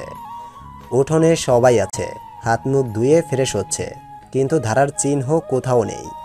শ্রাবণের এরকম উৎকণ্ঠা দেখে তাহিরা বিরাস করতে করতে তার দেবরের দিকে এগিয়ে এসে শ্রাবণের পাশে দাঁড়িয়ে বলে, যাকে খুঁজছো সে তার বড় আম্মুর বাড়িতে। আমাদের সকালের খাবারের আয়োজন ওনারা করেছেন, তাই ধারা সেখানে গিয়ে সব গুছিয়ে গাছে এগিয়ে দিতে গেছে। ফ্রেশ হও, আমাদের সাথে চলো, দেখা পাবে। তাহিরার কথায় শ্রাবণ মাথা চুলকে হেসে সৃজনের কাছে যায় লুঙ্গির জন্য। সে তো তেমন কাপড় আনেনি, তাই লুঙ্গি পরে একেবারে গোসল দিয়েই ফ্রেশ হয়ে নেবে। ভাবি, শ্রাবণের মতিগতি আপনার কাছে কি করো ঠিকঠাক লাগছে? এমন একটা চোরা চোরা ভাব তার মাঝে, খেয়াল করছেন আপনি? তাহসিনকে মুখ ধুয়ে দিচ্ছিল সাজিয়া। এর মাঝে তৃপ্তি তার পাশে দাঁড়িয়ে ফিসফিসিয়ে কথাগুলো বলে তাকে। তৃপ্তির কথায় যে ভুল এমনটা না, সেটা রাতেও ভেবে দেখেছে সে। হুটহাট গ্রামে আসতে চাওয়া আবার বিয়ের কথা বলা, কেমন একটা গোলমেলে ব্যাপার লাগছে তার কাছে। তৃপ্তির দিকে তাকালো সাজিয়া। তৃপ্তি কথাটুকু বলে লামকে কোলে নিয়ে চুপচাপ তার মুখের দিকে তাকিয়ে দাঁড়িয়ে আছে তার উত্তরের প্রত্যাশায়। সাজিয়া তৃপ্তির কথার মানে বুঝলেও উত্তর দিল না। এসব নিয়ে ভাবিও না তৃপ্তি, তাহিরার দেবর নতুন আত্মীয়, তার আচার আচরণে সন্দেহ করছি। কোনোভাবে জানলে কি ভাববে বলো তো? চলো লামবাবুকে ফিডিং করিয়ে নাও, বড় আম্মুদের বাসায় খেতে বসে তাদের আর খাওয়ানোর সুযোগ পাবে না। কথাটা বলেই সাজিয়া তৃপ্তিকে পাশ কাটিয়ে ঘরে গেল। তৃপ্তিও বড় জায়ের কথা শুনে পিছু পিছু ঘরে চলে গেল। সিজান আর শ্রাবণ দুজনেই একসঙ্গে সিজানদের পুকুর থেকে গোসল দিয়ে উঠেছে। একে তো শীতের কুয়াশায় চারদিকে কিছু দেখা যাচ্ছে না সকাল সকাল, তার মাঝে গোসল। দুজনে কাঁপতে কাঁপতে ঘরে আসলো। পানির ভিতর থাকার সময় এতটা শীত লাগেনি যতটা উঠে এসে লাগছে। শীতের কাপড় পরতে পরতে শ্রাবণ সিজানকে বলে, আচ্ছা, তোমার এই দুটো বোনই দেখি গম্ভীর স্বভাবের আর তুমি চঞ্চল, ঠিক আমার মতো, কিন্তু তারা এমন গম্ভীর কেন বলো তো? বড় আপু গম্ভীর নয়, হাসি খুশি আছে, কিন্তু বিয়ের পর একটু কেমন পাল্টে গেছে। কথাবার্তা আগের তুলনায় কম বলে, কিন্তু ধারা আগের থেকে এমন রাগ আর গাম্ভীরতা যেন তার ভাত তরকারি, যেগুলো ছাড়া জীবন চলে না। সিজানের উত্তরে শব্দ করে হাসলো শ্রাবণ। সিজান তা দেখে আবার বলল, তুমি হাসছো শ্রাবণ ভাই? তাহলে কি করব বলো? এই দুই গম্ভীর বোনের জন্য আমায় যে এত চুপচাপ ভদ্র মেপে ছোপে কথা বলতে হয়, সেই কষ্টে কষ্ট পাও আমার সাথে। তুমি প্রচুর মজার মানুষ সৃজান। আচ্ছা, বড় আপুর ব্যাপারটা না হয় বুঝলাম, কিন্তু ধারা, সে তো ছোট, সে এমন গম্ভীর কেন বলো তো? কিছু বলা যায় না, বললে হয় এড়িয়ে যায়, নয়তো রেগে যায়। কারণ আছে কিছু, মূলত আম্মুর বিষয় নিয়ে পেতনি অনেক গম্ভীর। কথাটা বলেই মন খারাপের রেশ দেখা দিল সিজানের মুখে। শ্রাবণ কথাটার মানে বুঝল না। সে আগ্রহের সহিত প্রশ্ন করল, পেতনিটা কি ধারা? তাকে পেতনি বলো তুমি? আর আম্মু? বুঝলাম না ব্যাপারটা। শ্রাবণের কথা শেষ হতেই সাজিয়া দরজার সামনে এসে দাঁড়ায়। দুজনকেই দাঁড়িয়ে থাকতে দেখে বলে, তোমাদের কি সকালের খাবার খেতে হবে না? চাচিরা বসে আছেন তোমাদের জন্য, চলো তাড়াতাড়ি। সাজিয়ার কথায় দুজনেই দরজার দিকে তাকায়। শ্রাবণ কিছুটা হতাশ হয়, তার আর কিছু জানা হবে না এখন। সিজান বড় বোনের কথায় চটপট রেডি হয়ে বের হয়। শ্রাবণও পিছু পিছু আসে। উঠোনে পা দিতেই গেট দিয়ে একজনকে ঢুকতে দেখে সাজিয়া। তৃপ্তি লামকে নিয়ে আগেই উঠানে ছিল। মানুষটাকে দেখে সাজিয়া থমকে দাঁড়ায়। তাওসিনকে সিজানের কোলে দিয়ে মানুষটার দিকে এগিয়ে গিয়ে বলে, আপনি আবার এসেছেন? অনেকটা রেগে জোরে কথাটা বলে। উঠোনে বাকি সবাই সাজিয়া আর মানুষটার দিকে তাকিয়ে আছে। তাহিরা আর তৃপ্তি সিজানের কাছে দাঁড়িয়ে একসাথেই বলে, উনি কে সৃজন? আপনারা অনেকে বলেন না ধারা এত রাগী আর বদমেজাজি কেন? এই মানুষটা হলো ধারার এত বেপরোয়া স্বভাবের। কারোর গুরুত্ব নেই ওর কাছে, শুধু এই মানুষটার জন্য। সিজানের উত্তরে তাহিরা, তৃপ্তি আর শ্রাবণ তিনজনেই আশ্চর্য হয়ে তাকায় সৃজনের দিকে। শ্রাবণ কাপা গলায় উত্তর দেয়, কে এই মহিলা সেটা তো বলো সৃজান। উনি আমাদের মা। অবশ্য ওনাকে মা বলা যায় কিনা সন্দেহ। সিজানের উত্তর ফের এক দফা অবাক হয় শ্রাবণ, তাহিরা, তৃপ্তি। এরা যত দূর জানে, সাজিয়ার বাবা মারা যাওয়ার আগে আগে ওদের মা তাকে তালাক দিয়ে চলে গিয়েছে। পরে আবার অন্য জায়গায় বিয়ে করেছেন উনি। কিন্তু তার জন্য ধারার ওনার কারণে এত বেপরোয়া স্বভাবের হওয়ার কি যুক্তি? বুঝতে পারছে না সবাই। সাজিয়া ওই দিকে তার মায়ের সাথে চিৎকার চেঁচামেচি করে হাত ধরে গেটের বাইরে দাঁড় করিয়ে দেয়। তখনই ধারাকে গেটের কাছে দেখতে পায় সবাই। ধারা হাত মুষ্টিময় করে চোখ বন্ধ করে দাঁড়িয়ে আছে বোন আর মায়ের মাঝখানে। সৃজন ধারাকে দেখে ভয় পেয়ে যায়। আবার না কোনো অঘটন ঘটায় তাদের মাকে দেখে। সে তাওসিনকে তাহিয়ার কোলে দিয়ে দৌড়ে গিয়ে ধারাকে জড়িয়ে ধরে বুকের ভেতর জাপটে নিয়ে বাড়ির ভেতরে ঢোকে। ধারা ইতিমধ্যে রাগে কাঁপছে, চোখ দিয়ে তার জল গড়িয়ে পড়ছে। শ্রাবণ শুধু একবার ধারার দিকে তাকিয়ে দেখল তাকে। ধারার এই অবস্থা দেখে ভেতর থেকে দুমড়ে মুচড়ে যাচ্ছে শ্রাবণের। যতই ধারা তাকে সহ্য করতে না পারুক, সে তো ভালোবাসে ধারাকে। সেখানে ভালোবাসার মানুষের চোখের পানি সহ্য করা অনেক কঠিন। তাহিরা দেবরের করুণ চাহনি লক্ষ্য করে শ্রাবণের পাশে এসে দাঁড়ায়। এক হাতে তাওসিনকে ধরে শ্রাবণের কাঁধে আর এক হাত রেখে ভরসা দেয়। এরপর সেও হাঁটা ধরে ধারার ঘরের দিকে। আর এদিকে শ্রাবণ আর তৃপ্তি সাজিয়ার কাছে যায়। সাজিয়াও কাছে গেটের সাথে হেলান দিয়ে মাটিতে বসে পড়েছে সে। তাদের মা, ওনারও চোখে অজস্র অশ্রু ঝরছে। তৃপ্তি লামকে এক পাশে দাঁড় করিয়ে সাজিয়ার কাছে বসে জড়িয়ে ধরে সাজিয়াকে। বিয়ে হয়ে একসাথেই শ্বশুর বাড়িতে ঢুকেছে তারা, কিন্তু এতদিন পরেও তার যাকে সে এতটা ভেঙে পড়তে দেখেনি। সব সময় বড় বোনের মতো তাকে ঠিক ভুল শিখিয়ে সংসার গুছিয়ে রাখতে সাহায্য করেছে, কিন্তু এভাবে কাঁদতে দেখেনি। সাজিয়ার এই অবস্থা দেখে শ্রাবণ সাজিয়ার মায়ের সামনে গিয়ে বলে, দেখুন, জানি না আপনার সাথে আপনার সন্তানদের সম্পর্ক ঠিক কেমন, তবে এইটুকু বুঝেছি সম্পর্কটা বাকি 10টা মাস সন্তানের সম্পর্কের মতো স্বাভাবিক নয়। তাই অনুরোধ করছি আপনি এই মুহূর্তে চলে যান। দেখছেন তো আপনাকে দেখে সবাই কতটা হাইপার হয়ে গিয়েছে, কাঁদছে, তবু আপনি মূর্তির মতো এখানে দাঁড়িয়ে আছেন। অদ্ভুত মানুষ তো আপনি। শ্রাবণের কথায় সাজিয়ার মা মাথা নিচু করে আরও জোরে জোরে কান্না করায় ব্যস্ত হয়ে গেলেন। সাজিয়া এই অবস্থা দেখে নিজেকে সামলে নিয়ে তৃপ্তিকে মুচকি এসে উঠে দাঁড়াতে বলে। তৃপ্তি উঠে দাঁড়াতেই সাজিয়া ও উঠে দাঁড়ায়। নিজের কাপড় ঝেড়ে নিয়ে তার মায়ের সামনে দাঁড়িয়ে কাঠ গলায় বলে, অনেক সহ্য করেছি আপনার এই ন্যাকামি, আমাদের প্রতি মিথ্যা ভালোবাসার নাটক। যদি সত্য ভালোবাসতে আমার বাবাকে মরণশয্যায় রেখে আপনি তালাক দিয়ে গিয়ে অন্য জায়গায় বিয়ে করতেন না। তারপর আর সন্তান হলো না বলে আপনার মাতৃসত্তা জেগে ওঠে, আর আপনি বারবার এসে আমাদের ভেঙে গুড়িয়ে দিতে আসেন। 12 বছর হয়ে গেছে বাবা চলে যাওয়ার। এর মাঝে আপনার 12 বার আমাদের কাছে আসা হয়ে গিয়েছে। আপনি একবার করে আসেন আর আমাদের মানসিক শক্তি দুর্বল করে দিয়ে চলে যান। আপনি জানেনই আপনাকে আমাদের সহ্য হয় না, তবুও প্রতিবার আপনি বছরের শেষ দিনে আসেন আর চলে যান। চলে যেতে হয় আপনাকে, তবুও আপনি আসেন। তার মাঝে ধারার কত বড় ক্ষতি আপনি করেছেন সেটাও ভালো মতো মনে আছে আমার। হাত জোর করি আর আসবেন না আমাদের জীবনে। এখন কি আপনার পায়ে পড়বো কথাটা রাখার জন্য? এটাই তো বাকি আছে, তাই না? সাজিয়ার কথা পুরোতেই তার মা হাতের উল্টো পিঠে চোখ মুছে গায়ের শাল চাদরটা ভালো মতো গায়ে জড়িয়ে আবার যেভাবে এসেছিলেন সেইভাবে চলে গেলেন। সাজিয়া হাঁপ ছেড়ে দাঁড়াতেই ধারার কথা মনে হলো তার। তৃপ্তির দিকে তাকিয়ে বলল, ধারা কোথায়? সৃজন ভাই ঘরে নিয়ে গিয়েছে। তৃপ্তির ছোট উত্তর। সাজিয়া শ্রাবণ আর তৃপ্তিকে সাথে নিয়ে বাড়ির ভেতরে ঢুকলো। বেলা গড়িয়ে এখন সময়টা বিকেল। সবাই মিলে আস্তে আস্তে হাঁটতে হাঁটতে গ্রামের বাঙালি নদীর ধারে এসে পড়েছে। নদীর ধারে দাঁড়িয়ে গ্রামে ভয়ঙ্কর সৌন্দর্য দেখতে ব্যস্ত।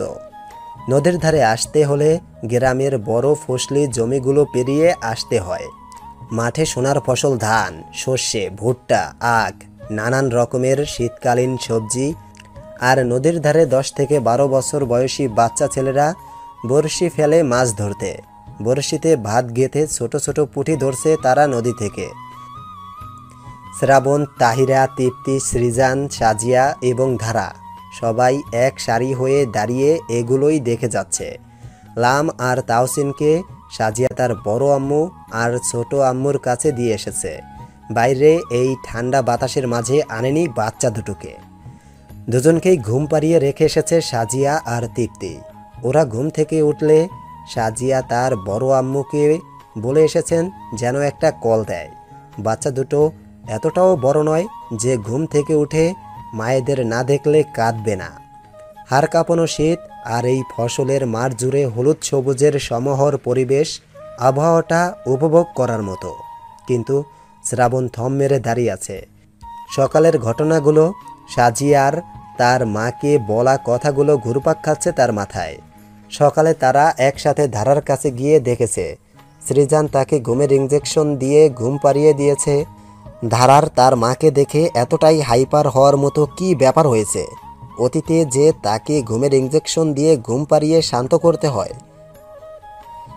তাহিরা শ্রাবণকে এরকম নিশ্চুপ হয়ে দাঁড়িয়ে থাকতে দেখে তার পাশে দাঁড়িয়ে বলে, চঞ্চল মানুষ যার গ্রাম দেখার এত ইচ্ছে, এত আগ্রহ, সে এখন চুপচাপ দাঁড়িয়ে আছে। ব্যাপারটা ঠিক হজম হচ্ছে না শ্রাবণ ভাইয়া। ব্যাপার তেমন কিছু নাই ভাবি। তাহলে কেমন কিছু ভাইয়া? সকালে তুমি তো চলে গিয়েছিলে ধারার কাছে। এরপর সাজিয়া ভাবি ওনাদের মাকে কিছু কথা বলেছে, সেগুলো ঠিক মাথায় ঢুকছে না আর মাথা থেকে যাচ্ছেও না। কি বলেছিল বড় ভাবি? তাহিরার কথার উত্তরে শ্রাবণ সাজিয়ার বলা সব কথা তাহিরাকে বলে। তাদের দিকে লক্ষ্য করে তৃপ্তি তখন বলে ওঠে, এই তোমরা ভাবিদের উপর কি ফিসফিস করছো বলো তো? অনেকক্ষণ হলো খেয়াল করছি তোমরা গল্প করেই যাচ্ছ, আমাদের কিছুই বলছো না। তৃপ্তির কথায় হালকা হাসে শ্রাবণ, এরপর হাসি মুখেই উত্তর দেয়, তেমন কোনো কথা নয় ছোট ভাবি, ওই আর কি, এই গ্রামের মেয়েকে বিয়ে করব সেটাই ভাবিকে বলছিলাম। সবাই শ্রাবণের কথায় হাসে। ছেলেটা অতিরিক্ত চঞ্চল, যার ফলে কোনো কথাই তার মুখে আটকায় না। নিজের বিয়ের কথা নিজেই বলে। এদিকে শ্রাবণ স্বস্তি পায়। ধারাকে নিয়ে কথা বলা ছিল, সে আর তাহিরা এবং ধারাকে ঘিরেই তার চিন্তা ভাবনা। এটা প্রকাশ করলে সাজিয়া বিষয়টা ভালোভাবে নিত না, সেজন্য সে সবার কাছে চেপে গেল বিষয়টা।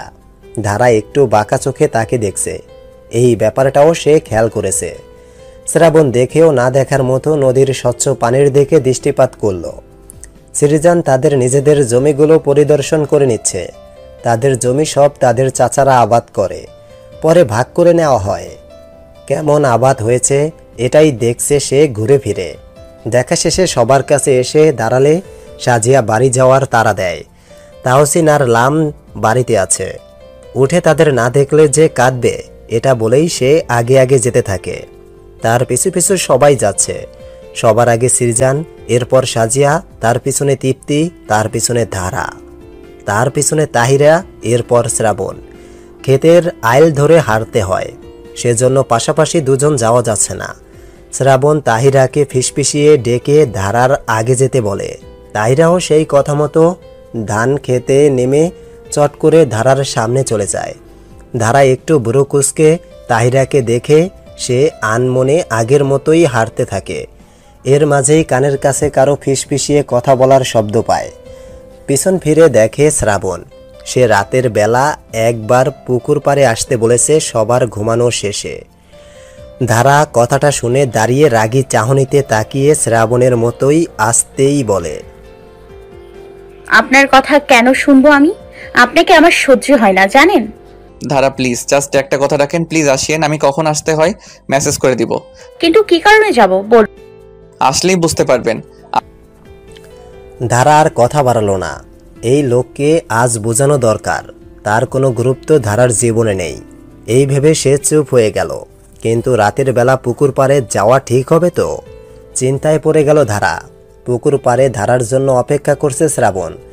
মেসেজ দিয়ে তো বসে আছে শ্রাবণ। সে জানেও না ধারা আদৌ আসবে কিনা। এক নাম্বার তো ব্লক দিয়ে রেখেছে, অন্য নাম্বার দিয়ে মেসেজ দিয়ে তো দিয়েছে। না এসে এটাও ব্লক করে দিলে তো হয়ে গেল। ধারার সাথে যোগাযোগ রাখার কোনো রাস্তাই থাকবে না। যেভাবেই কন্ট্যাক্ট করতে যাবে ধারা এড়িয়ে যাবে। মেয়েটার মন পাথর বাঁধানো কি না কে জানে। ধারা রাতের বেলায় উঠে পড়তে বসে, এটা সে ধারার বেস্ট ফ্রেন্ডের থেকেই জেনেছে। তার নিজের জন্য সেই ফ্রেন্ডশিপটাও ভেঙেছে। এজন্য সে ধারার সব বান্ধবীকে সত্যটা বলে জানিয়েছিল সে ধারাকে সত্যিই ভালোবাসে। ধারার স্বভাব, ধারা কেমন মানুষ পছন্দ করে, এসব জানতে গিয়েই কথায় কথায় ধারার সম্পর্কে একটা সিঙ্গেল ওয়ার্ড বলতেও বাকি রাখেনি তারা, যেগুলো ধারার সম্পর্কে জানে ওরা। ধারা মেয়েটাই কেমন বিচিত্রময়, যে ওকে ভালোবেসে আগলে রাখতে চাইবে তাকে হয়তো ও গুরুত্বই দিবে না। নিজে যাকে আগ্রহ নিয়ে ভালোবাসবে সে যদি বাসে তবেই ধারা সম্পর্কে জড়াবে। এটাও ধারার ফ্রেন্ডসরা বলেছে। সেই মেয়ে কি আদৌ তাকে ভালোবাসবে? মনের মাঝে নানান দ্বিধাদ্বন্দ্বের দেওয়ালে ভালোবাসা যেন আড়াল হয়ে যাচ্ছে তার। কি বলতে এত রাতে আমায় এভাবে জরুরি তরফ দিয়ে আনা? কি বলতে চান? পেছন থেকে হুট করেই ধারার গলার স্বর শুনে ফোনের ফ্ল্যাশ জ্বালিয়ে পিছনে ফিরে তাকায় শ্রাবণ। ধারার মুখ বরাবর আলোটা গিয়ে পড়ে। ধারা সরাসরি চোখে আলো লাগায়, এক হাত মুখের ওপর দিয়ে মুখটা আড়াল করার চেষ্টায় ব্যস্ত হয়ে যায়। শ্রাবণ অপলক সেই ব্যস্ত ধারাকে দু চোখ ভরে দেখছে।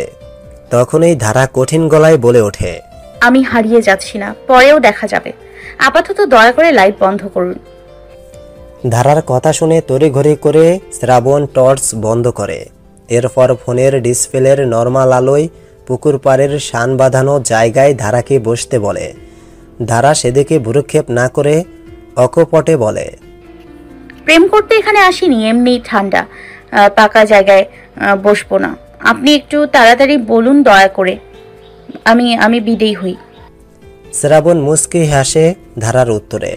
অন্ধকারে হাসিটা দেখতে পেল না ধারা, দেখলেও হয়তো তেলে বেগুনে জ্বলে উঠত। ধারা শ্রাবণের নীরবতায় ফের খ্যাক করে বলে, বলবেন আপনি নাকি আমি চলে যাব? আচ্ছা ধারা, আমাকে কি সত্যি ভালোবাসা যায় না? এতক্ষণ শ্রাবণ কি বলে জানতে উৎকণ্ঠা হয়েছিল ধারা, কিন্তু শ্রাবণের এই প্রশ্নে সে চুপসে যায়। শান্ত গলায় বলে, কথা জানতে আমায় ডেকেছেন? আমি আপনার কাছে ক্ষমা প্রার্থী ধারা। আমি আপনার সমস্ত ভুলের জন্য আপনার কাছে আবারও ক্ষমা চাচ্ছি। রবের কাছে পাপ করে মন থেকে ক্ষমা চাইলে নাকি রবও ক্ষমা করেন। আপনি তো রবের বান্দি, আপনি কি ক্ষমা করবেন না আমায়? আপনার সাথে আমার তেমন ক্ষমা চাওয়া বা ক্ষমা করার মতো সম্পর্ক নয় শ্রাবণ সাহেব। আপনার উপর আমার রাগ ব্যতীত কিছু ছিল না। আপনার কাজগুলো আমার কাছে বিরক্তিকর, কারণ আপনি জলদি দয়া করে এখান থেকে চলে যান। চলে যেতে বলছেন? আর 2 দিন থাকি না? ধারার কথার জবাবে করুণ স্বরে অনুরোধটা প্রকাশ করে শ্রাবণ। ধারা চোখ বন্ধ করে এক নিঃশ্বাসে উত্তর দেয়, না, থাকতে পারে না। আপনাকে বললাম না আমি যথেষ্ট বিরক্তিকর মনে হয়। আমার পরীক্ষা আরো 2টো আছে। দয়া করে এখন এভাবে এসব কথা বলে আমার মানসিক অশান্তি সৃষ্টি করবেন না। আচ্ছা চলে যাব, ওয়াদা দিচ্ছি।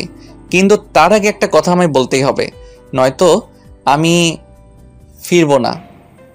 আর সাজিয়া ভাবিকে বলে দিব আপনার সাথে আমার সম্পর্ক। আপনি অস্বীকার করলে এই যে রাতের একটায় আমার ডাকে পুকুর পাড়ে আসলেন, বলবো না ভালোবাসলে কেউ কারোর ডাকে আসে এইভাবে? সাক্ষী হিসেবে কাজে লাগাবো আমার ভাবিকে। নিজেকে আমার চোখে আরো নিচে নামাচ্ছেন শ্রাবণ সাহেব। না ধারা, আপনি অনেক জেদি, যার ফলে এভাবে বলতে বাধ্য হচ্ছি। কিন্তু আপনি না বললে আমি সত্যি কিন্তু এমন করব। আমার বোন আমায় যথেষ্ট বিশ্বাস করে, তবুও আপনার এই একটা ইচ্ছে আমি রাখবো। এরপর কাল সকালে এটার বিনিময় হিসেব চলে যাবেন আপনি। পুকুর পাড়ে শান বাঁধানো ঘাটেই বসে পড়েছে ধারা। শ্রাবণ আর কিছু নয়, তার মায়ের সঙ্গে অতীতের কি ঘটনা জড়িয়ে আছে এটাই জানতে চেয়েছে। ধারা প্রথমে একটু ক্ষিপ্ত হলেও পরে নিজেকে সামলে চুপচাপ বসে পড়ে। পায়ের স্যান্ডেল খুলে তার উপর বসেছে বলে ঠান্ডা তেমন লাগছে না ধারার। শ্রাবণ ধারার থেকে একটু দূরত্বে, ধারার দেখা দেখি সেও স্যান্ডেল খুলে বসেছে।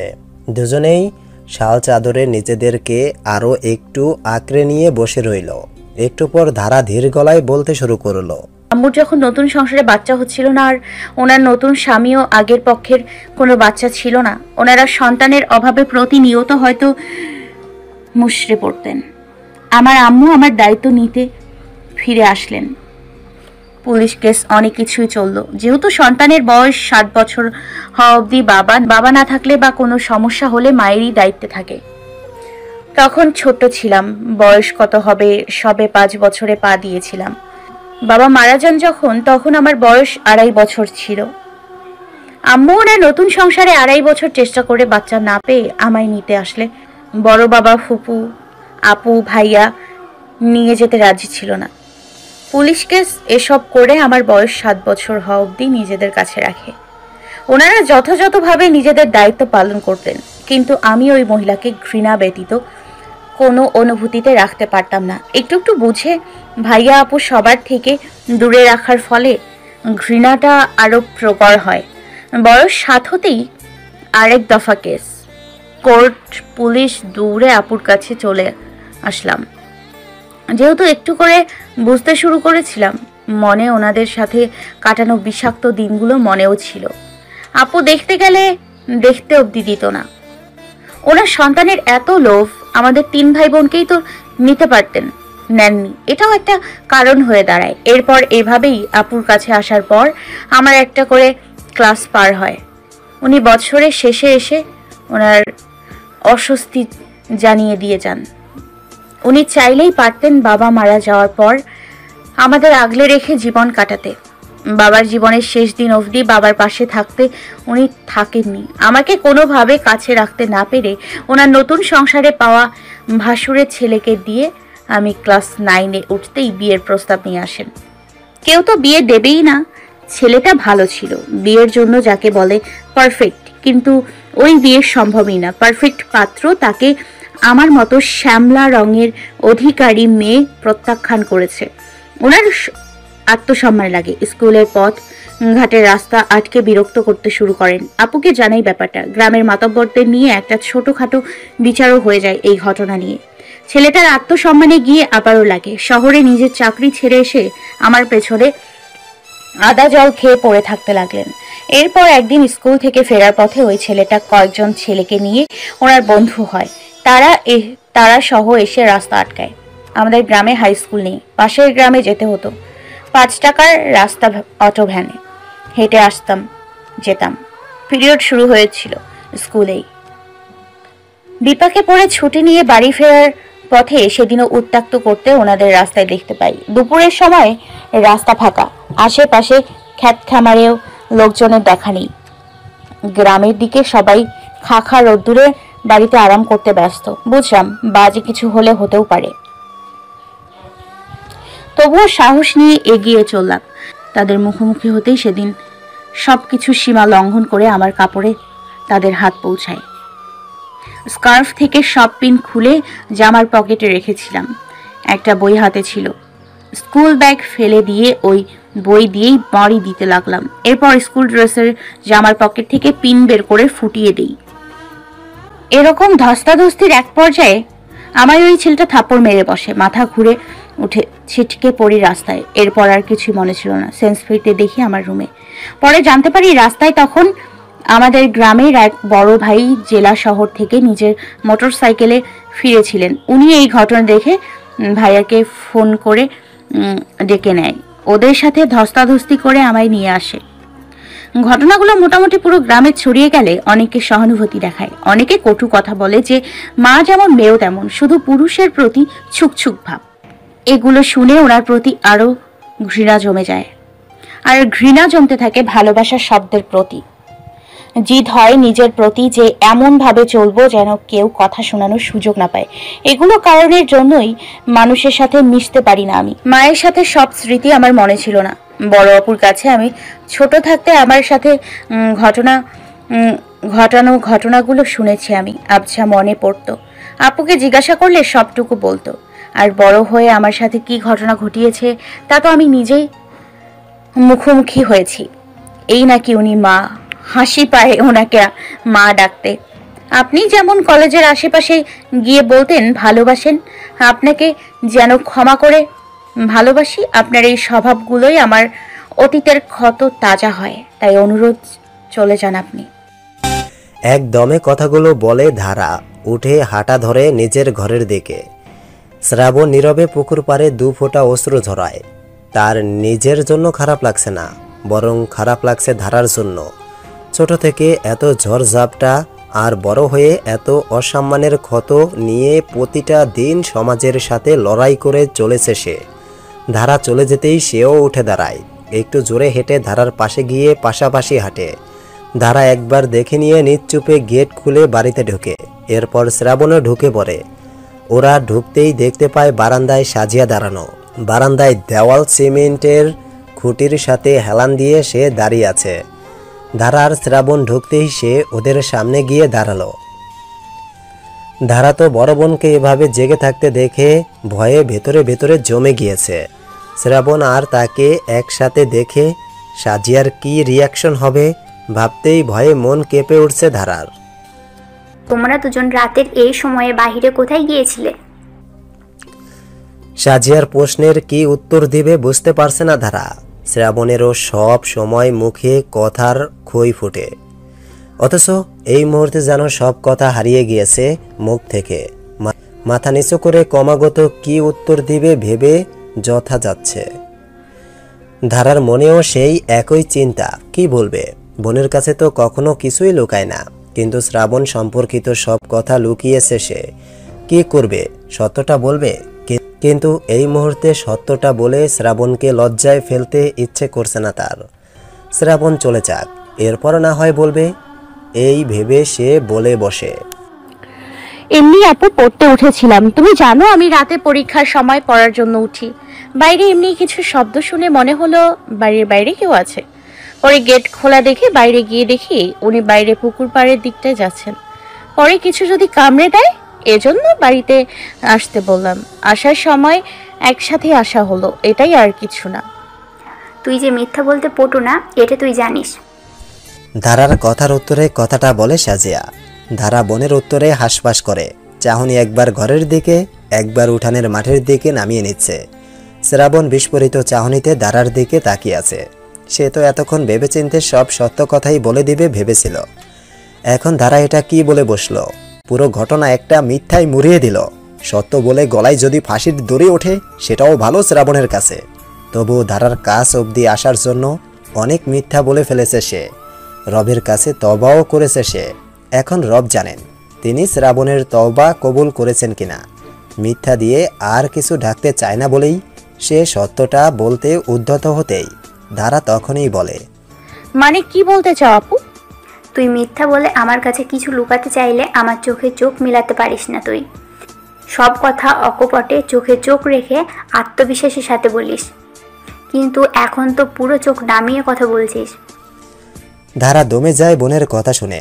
সত্যি তার মিথ্যা বলার অভ্যাসটা খুব কম। প্রয়োজন ছাড়া কারো কাছে কিছু আড়াল করতে মিথ্যা বলে না। মিথ্যা বলার মতো আত্মবিশ্বাস তার ভেতরে নেই যতটা সত্য বলার জন্য আছে। শ্রাবণ 2 বোনের মাঝে কোনো মনোমালিন্য হোক চায় না, তাই সে নিজেই বলে ওঠে, আপু, আমি সব সত্যিটুকুই বলছি, আমি ধারাকে ভালোবাসি। সেজন্য তার অতীতটুকু জানতেই আমি ডেকেছিলাম ওকে। সকালে আপনার মায়ের সাথে বলা কথাগুলোর অর্থ বুঝতেই আমি ওকে ডেকেছিলাম। ধারা বিস্ময়ে হতবাক হয়ে শ্রাবণের দিকে তাকিয়ে আছে। শ্রাবণ তাকে ভালোবাসে, নির্দ্বিধায় নির্ভয়ে স্বীকার করে নিল তার বোনের কাছে। সাজিয়াও অবাক নয়নে বাকরুদ্ধ হয়ে শ্রাবণের দিকে তাকিয়ে আছে। জড়ানো কণ্ঠে ধীরে শ্রাবণের কথার উত্তরে সাজিয়া বলে, মানে কি শ্রাবণ, ধারাকে ভালোবাসো? কবে থেকে, কিভাবে এই ভালোবাসার সূচনা? ধারা কি তোমায় ভালোবাসে? না ভাবি, আমার ভালোবাসা একপাক্ষিক। এরপর শ্রাবণ ধারার সাথে পরিচয় শুরু, কলেজে গিয়ে ওকে ফলো করা, সব কিছুই বিস্তারিত বলে। ধারা এই সময়টায় মাথা নিচু করে শুধু শ্রাবণের বলা কথা আর মাঝে মাঝে বোনের দিকে তাকিয়ে তার প্রতিক্রিয়া বোঝার চেষ্টা করছে। সব শুনে সাজিয়া শ্রাবণের উদ্দেশ্যে বলে, ধারাকে ভালোবাসো, অথচ ওর অতীত জানতে চেয়ে অতীতের ক্ষতই তাজা করে দিলে শ্রাবণ। অতীত না জানলে ক্ষতটা কিসে? এগুলো না জানলে ক্ষত কি সারানো যায় ভাবি? মানুষ বলে ভালোবাসলে নাকি মানুষটাকে ভালোবাসতে হয়, শুধু আগে পিছে কি আছে জানতে হয় না। আমার কাছে তো মনে হয় ভালোবাসলে তার অতীত হোক বা বর্তমান সব কিছুই জেনে ভালোবাসা উচিত, যেন অতীতের ভুলটা দ্বিতীয়বার জীবনে আবার না হয়ে বসে। সাজিয়া সব কথা শুনে শ্রাবণ বা ধারা কাউকে কিছু বললে না, শুধু বলল নিজেদের ঘরে যেতে। এরপর সেও ঘরে চলে যায়। এই ব্যাপারগুলো নিয়ে সে পরে ভাববে। ঘরে এসে যেন হাঁপ ছেড়ে বাঁচে ধারা, কিন্তু শ্রাবণের এই অকপটে ভালোবাসার স্বীকারোক্তি মনে এক প্রকার অজানা অনুভূতি অনুভব করতে বাধ্য করায়। ক্লাস শেষ করে ক্যাম্পাসে অবস্থানরত কৃষ্ণচূড়া গাছের নিচে এসে বসলো ধারা। পুরো ক্যাম্পাসে এইখানে শুধু ফাঁকা জায়গা পেল সে। সবাই ক্যান্টিনের দিকে ছুটছে। ধারার কিছু খেতে ইচ্ছে করছে না বলে এখানে এসে বসল। শীত পেরিয়ে বসন্তের মাঝামাঝি সময় এসে গেছে। রংপুর কারমাইকেল কলেজে ইংলিশে অনার্স করার সুযোগ পেয়েছে ধারা। এখন ক্লাস নেই, ব্রেক চলছে। এরপর আর একটা ক্লাস করেই বাসায় চলে যাবে ধারা। কলেজের হলে সিট পায়নি ধারা। বাসা কলেজ থেকে দূরে হলেও কিছু করার নেই, সময় নিয়ে বেরোতে হয়, সময় নিয়েই বাসায় পৌঁছাতে হয়। মাত্র কয়েক মাসেই হাঁপিয়ে উঠেছে ধারা। মাঝখানে কেটে গেছে কতগুলো মাস, কিন্তু শ্রাবণের সাথে এর মাঝে দেখা হয়নি ধারার। সে দিনে রাতে ওভাবে বড় বোনের কাছে ধরা পড়ে যাওয়ায় এক প্রকার রাগ জমেছিল তার শ্রাবণের ওপর। কিন্তু শ্রাবণ তার কথা রেখেছে, চলে গিয়েছিল সেদিন সকালে। এরপর আর ধারার সামনে এসে দাঁড়ায়নি, তাকে বিরক্তও করেনি। কিন্তু অস্বীকার করার জো নেই ধারার। তাকে মিস করে, খুব করে মিস করে। শ্রাবণকে দেখতে ইচ্ছে করে, কিন্তু সে চেষ্টা করে না দেখা করার। পরীক্ষা শেষে বোনের বাসায় যাওয়ার পর তাহিরার সাথে ফোনে কথা হয়েছিল একবার। তার কাছে শুনেছিল শ্রাবণ ঢাকায় চলে গিয়েছে। ভাইয়ের বিয়ে উপলক্ষে এসে শুধুমাত্র ধারার জন্য সে বাড়িতেই ছিল। সেখানে দাঁড়াই ওকে গ্রহণ করেনি বলে ও চলে গিয়েছে ঢাকায়। তাহিরার কাছে এসব শুনতে চায়নি ধারা, কিন্তু তাহিরা আগ বাড়িয়ে বলেছিল শ্রাবণের জন্য ধারার মনে যে মায়া কাজ করে তা এড়িয়ে চলতে পারে না ধারা। রোজ মায়ায় দংশনে বিষাক্ত হয় তার মন। অবশ্য পরে তার বড় বোন জানতে চেয়েছিল শ্রাবণের সাথে যদি তার বিয়ের কথা আগায় মতামত আছে কিনা তাতে। ধারা মানা করেছিল, কিন্তু এখন তো রোজ শ্রাবণের দহনে পড়ছে সে। লাজ লজ্জা ভুলে শ্রাবণের সাথে যোগাযোগ করার চেষ্টা করবে কিভাবে সে। আনমনে গাছের সাথে হেলান দিয়ে চোখ বন্ধ করে এসব ভাবছিল ধারা। তার খুব কাছাকাছি কারো নিঃশ্বাস অনুভব করছে সে। চট করে চোখ খুলে তাকায় ধারা। তার সামনে শ্রাবণকে বসে থাকতে দেখে বিস্ময়ের চরম পর্যায়ে পৌঁছে যায় ধারা। শ্রাবণ আর তার মাঝে মাত্র 2 থেকে 3 ইঞ্চি ফারাক। এতটা কাছাকাছি বসে সে ধারার চোখে চোখ রেখে তাকিয়ে আছে। ধারা শ্রাবণকে এই অবস্থায় নিজের কাছে দেখে চট করে চারদিকে তাকিয়ে দেখে কিছু স্টুডেন্টস তাদের দিকে তাকিয়ে আবার চলে যাচ্ছে। শ্রাবণকে এত কাছে দেখে ধারা সরে যাওয়ার শক্তিটুকু যেন হারিয়ে গেছে। ধারা থতমত অবস্থায় বলে, আপনি এখানে কি করে, আর আমার এত কাছাকাছি বসেছেন কেন? সরে বসুন বলছি। এভাবে শুধু আমার থেকে পালিয়ে বেড়ালেন মিস ধারা? উপস, শুধু ধারা নয়, শ্রাবণের ধারা। শ্রাবণের এহেন কথায় আরেক দফা বিস্ময় প্রকাশ পায় ধারার চোখ মুখে। শ্রাবণ ধারার এই অবস্থা দেখে মনে মনে ভীষণ মজা পাচ্ছে। ধারা তুতলিয়ে বলে ওঠে, কিসের শ্রাবণের ধারা মিস্টার শ্রাবণ?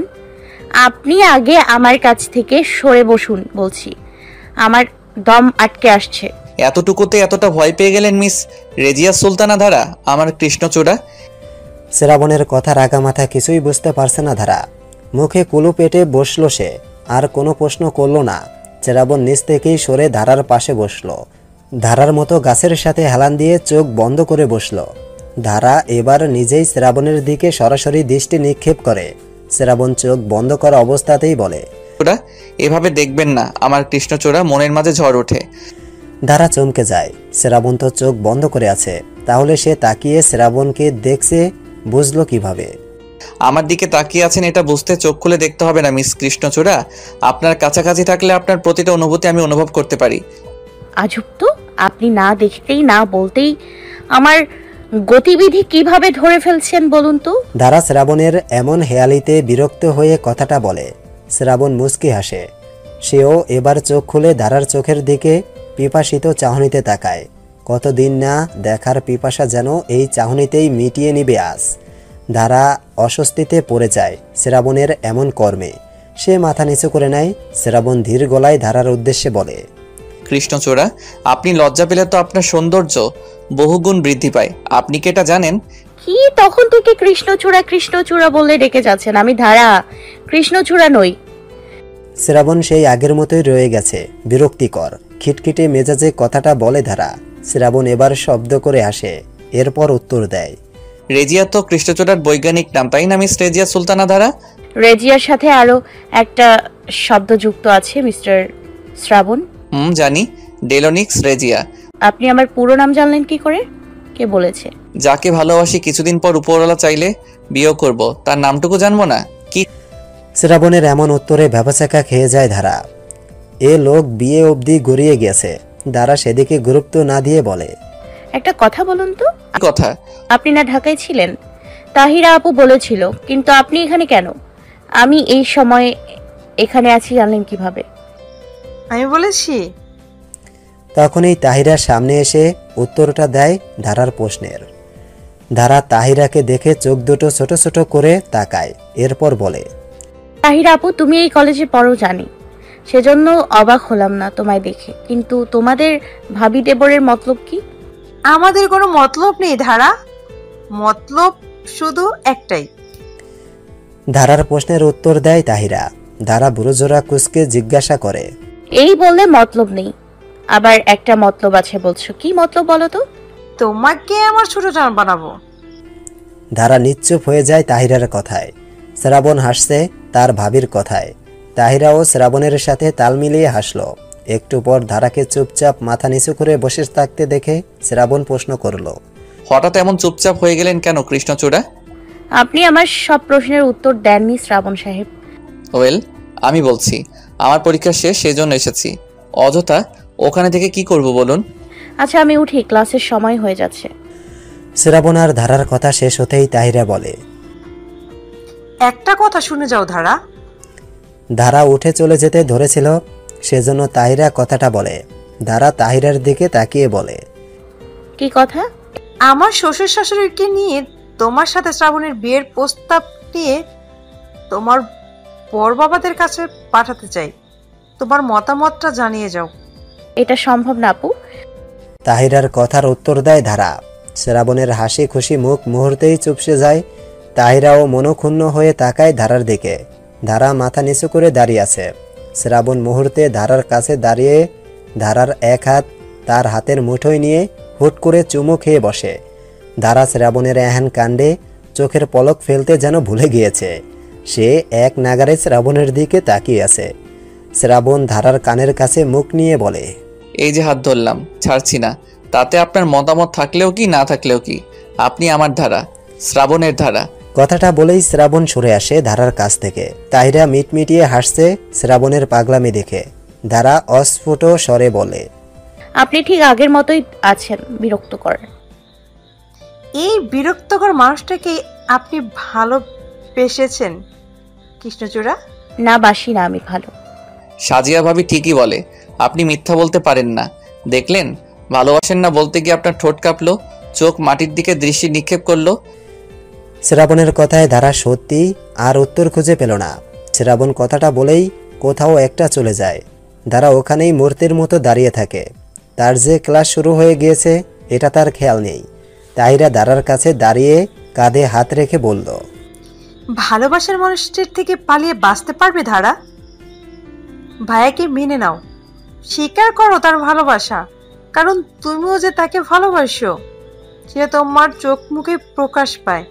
একটা কথা জানো তো, মুখে সব লুকানো গেলেও চোখ মিথ্যে বলে না। আর ভাইয়া তোমার চোখের কথা, মনের অনুভূতিগুলো একটু হলেও পড়তে পারে।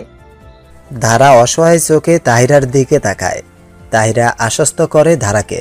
ধারাকে বলে, জানি যে আঘাত প্রতিঘাত জীবনে সহ্য করছো তাতে ভালোবাসাতে ভয় করা স্বাভাবিক, কিন্তু ভরসা করতে পারো।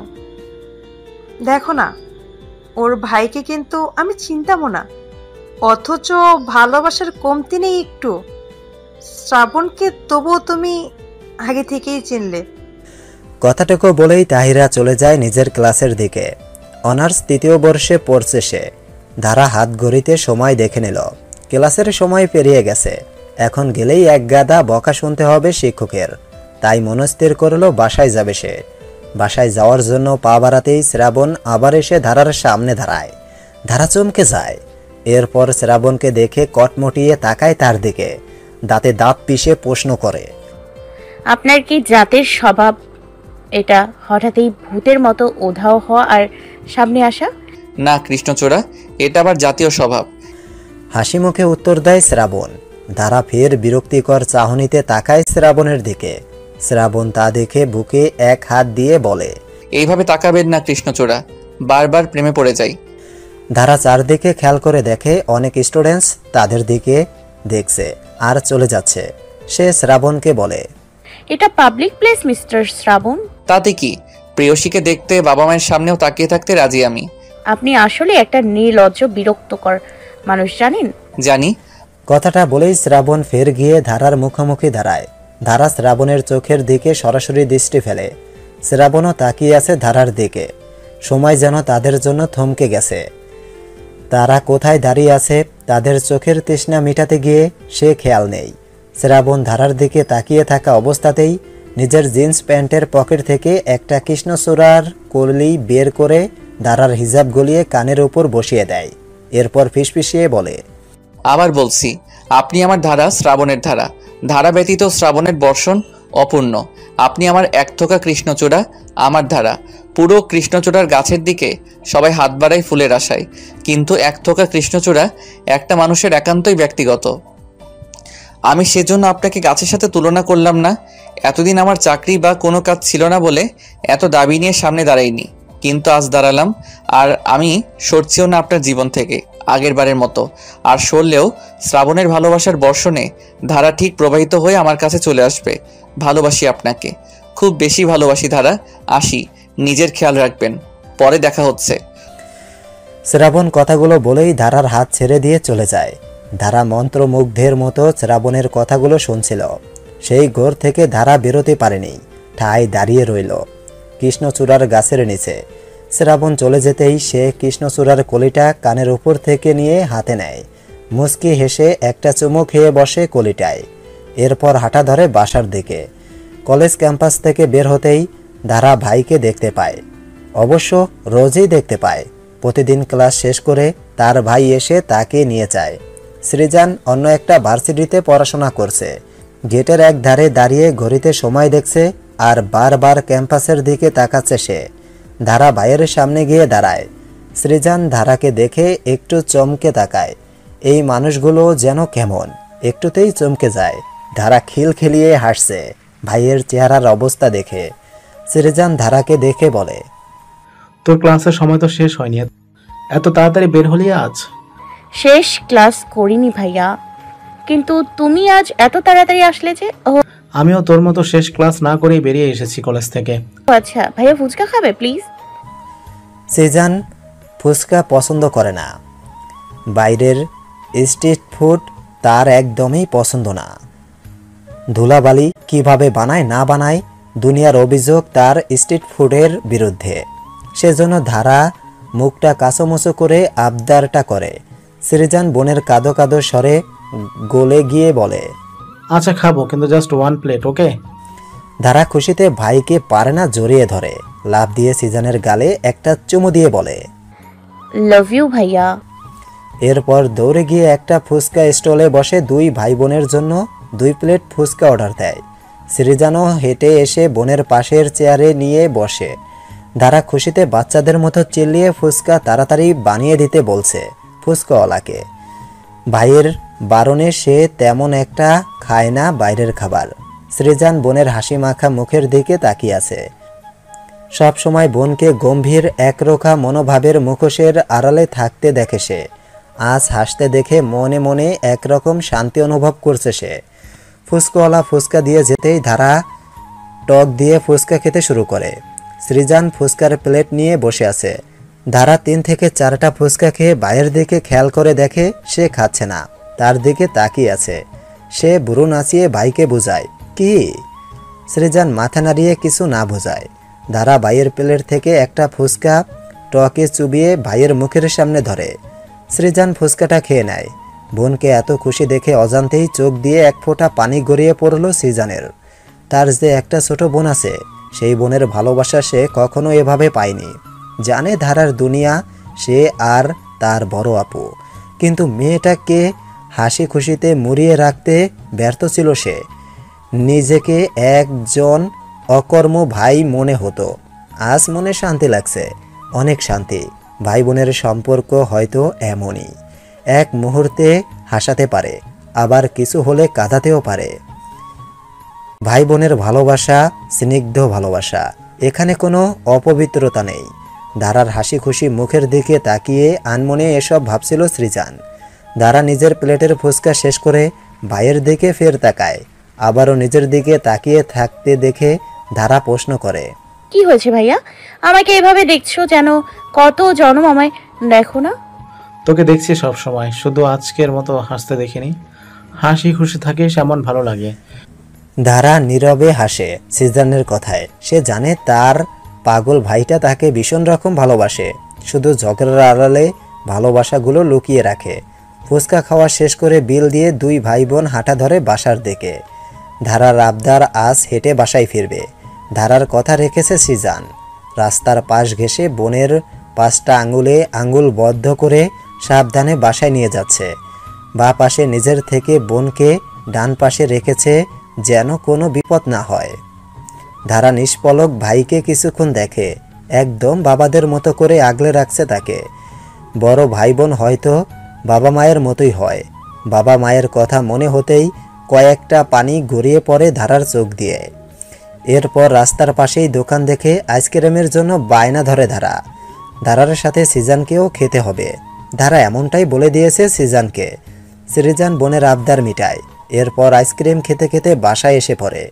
বাসায় এসে গেট খোলা দেখে ভাবে হয়তো বড় আম্মুরা কেউ বাসায় ঢুকেছে।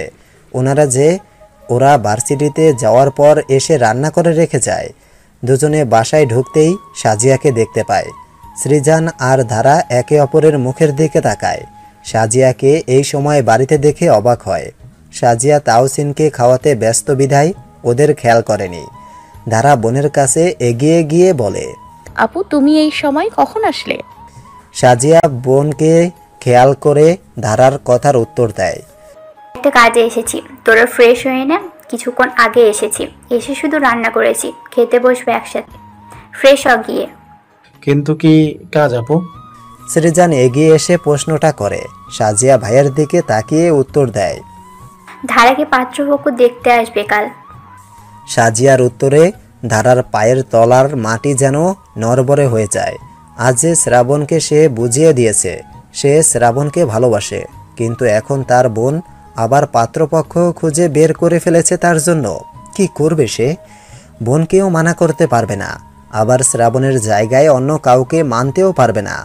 মাথা ঘুরে ওঠে ধারার। আলু থালু পায়ে এগিয়ে যায় নিজের ঘরের দিকে। সৃজান বিষয়টা খেয়াল করে বলল, ধারা মনে হয় বিয়ের জন্য তৈরি না আপু। সেটা আমি বুঝবো, তুমি ফ্রেশ হয়ে আসো, যাও। সৃজান বড় বোনের ওপর আর কথা বলল না, নিজের ঘরের দিকে যায়। সাজিয়া ভাই বোনের চলে যাওয়ার দিকে তাকিয়ে দীর্ঘশ্বাস ফেলে মনে মনে ভাবে, ধারার ভালোর জন্য এটুকু আমার করতেই হবে, তাতে ওর মতামত থাকুক বা না থাকুক। ধারাকে বউ সাজে সাজাচ্ছে তৃপ্তি আর তাহিরা। কথা ছিল আজ পাত্রপক্ষ দেখে দিনক্ষণ ঠিক করে যাবে, কিন্তু ধারা সকালে উঠে দেখতে পায় ছোটোখাটো একটা বিয়ের আয়োজনের বন্দোবস্ত হয়ে গিয়েছে। বোনের কাছে জানতে পারে আজকেই বিয়ে পড়িয়ে রেখে যাবে। ধারার অনার্স কমপ্লিট হলে উঠিয়ে নেবে। ধারা সাহস করে বোনকে আর বলেনি সে শ্রাবণকে ভালোবাসে। ছোট থেকে যা চেয়েছে সেটাই তার বোন দিয়েছে, মায়ের অভাব বুঝতে দেয়নি। সেই বোনের কথার উপরে কিছু বলতে পারেনি ধারা। বউ সাজানো শেষে ঘোমটাটা মাথায় বসিয়ে দিতেই ধারা চোখ বন্ধ করে নেয়। চোখ দিয়ে টপটপিয়ে কয়েক ফোঁটা অশ্রু ঝরে ধারার। কার সঙ্গে বিয়ে হচ্ছে, কোথায় হচ্ছে কিছুই জানে না ধারা, আগ্রহও নেই জানার। সে শুধু জানে ভেতরে ভেতরে সে শ্রাবণের বিরহে শেষ হয়ে যাচ্ছে। তাহিরা আর তৃপ্তি নীরবে ধারাকে সাজানো শেষ করে খাটে বসে পড়ে। পুরো বাড়িতে তেমন বেশি লোকজন নেই। সাজিয়ার শ্বশুর শাশুড়ি, দেবর যা, ননদ আর সাজিয়ার চাচা চাচিরা আর চাচাতো ভাই, ভাইয়ের বউ, পুরো বাড়ি জুড়েই এ কয়েকজন মানুষেরই আনাগোনা। হইচই নেই কোনো। উঠোনে বরপক্ষ হতে কিছু মুরব্বি আসবে, তাদের খাওয়ানোর আয়োজন করছে সবাই মিলে। এটা বিয়ে বাড়ি নাকি শোক বাড়ি জানে না ধারা। তাহিরা আর তৃপ্তিকে সাজিয়া দায়িত্ব দিয়েছিল সাজানোর, তারাও সাজিয়ে বসে রয়েছে। সকালবেলা সবার আগমনের হইচইয়ে ঘুম ভেঙেছিল ধারার। এরপর জানতে পারে তার বিয়ে। তাহিরা এবং তার চাচাতো দুই ভাইয়ের বউ মিলে কাঁচা হলুদ ছুঁয়ে গোসল করিয়ে এনে তাহিরা আর তৃপ্তি মিলে তাকে সাজালো। অথচ কার জন্য সে সাজলো এটাই এখনও অবধি জানল না সে। তাহিরা আর তৃপ্তি ধারার মুখপানে তাকিয়ে দীর্ঘশ্বাস ছাড়ল। তাহিরার কত স্বপ্ন ছিল ধারাকে নিজের যা বানাবে, তা আর বোধহয় হয়ে উঠল না। কিন্তু বড় ভাবির তার সিদ্ধান্তের উপর কথা বলার অধিকার বা সাহস কোনোটাই নেই তাহিরার। ধারার আজকে বিয়ে এটা শ্রাবণ জানে কিনা কে জানে। সকালে ঘুম থেকে উঠতেই তাকেও সাজিয়া ফোন করে তার বাবার বাসায় আসতে বলে। এরপর তো ধারাদের বাড়িতে এসে দেখে ধারার বিয়ে। শ্রাবণকে এই খবরটা কিভাবে দিবে এই সাহস হচ্ছে না তাহিরার। ঘরের মধ্যে তিনজন জলজান্ত মানুষ বসে আছে, অথচ তাদের মধ্যে কোনো কথা নেই, চলছে নীরবতা। সেই নীরবতায় যেন তাদের এক একটা গভীর দীর্ঘশ্বাস আর মনের কথায় গল্প চলছে। তৃপ্তি ও তাহিরার কাছে শ্রাবণ আর ধারার ব্যাপারে আগেই সব জেনেছে, তাই বিয়েটা নিয়ে তারও আগ্রহ নেই। সব নীরবতা ভেঙেই ধারাই প্রথমে প্রশ্ন করল, আমার বিয়ে কোথায়, কার সঙ্গে হচ্ছে, তোমরা কি কিছু জানো? বিয়েটা নিয়ে আগ্রহ নেই, জানবো আর কি ধারা। বড়ভাবে হুট করেই বললো বিয়ে, বললো আর বলি বিয়ে হয় নাকি। কথাটা কি মিথ্যে প্রমাণ করে বিয়ের ব্যবস্থা করলেই ছাড়লো বড়ভাবে।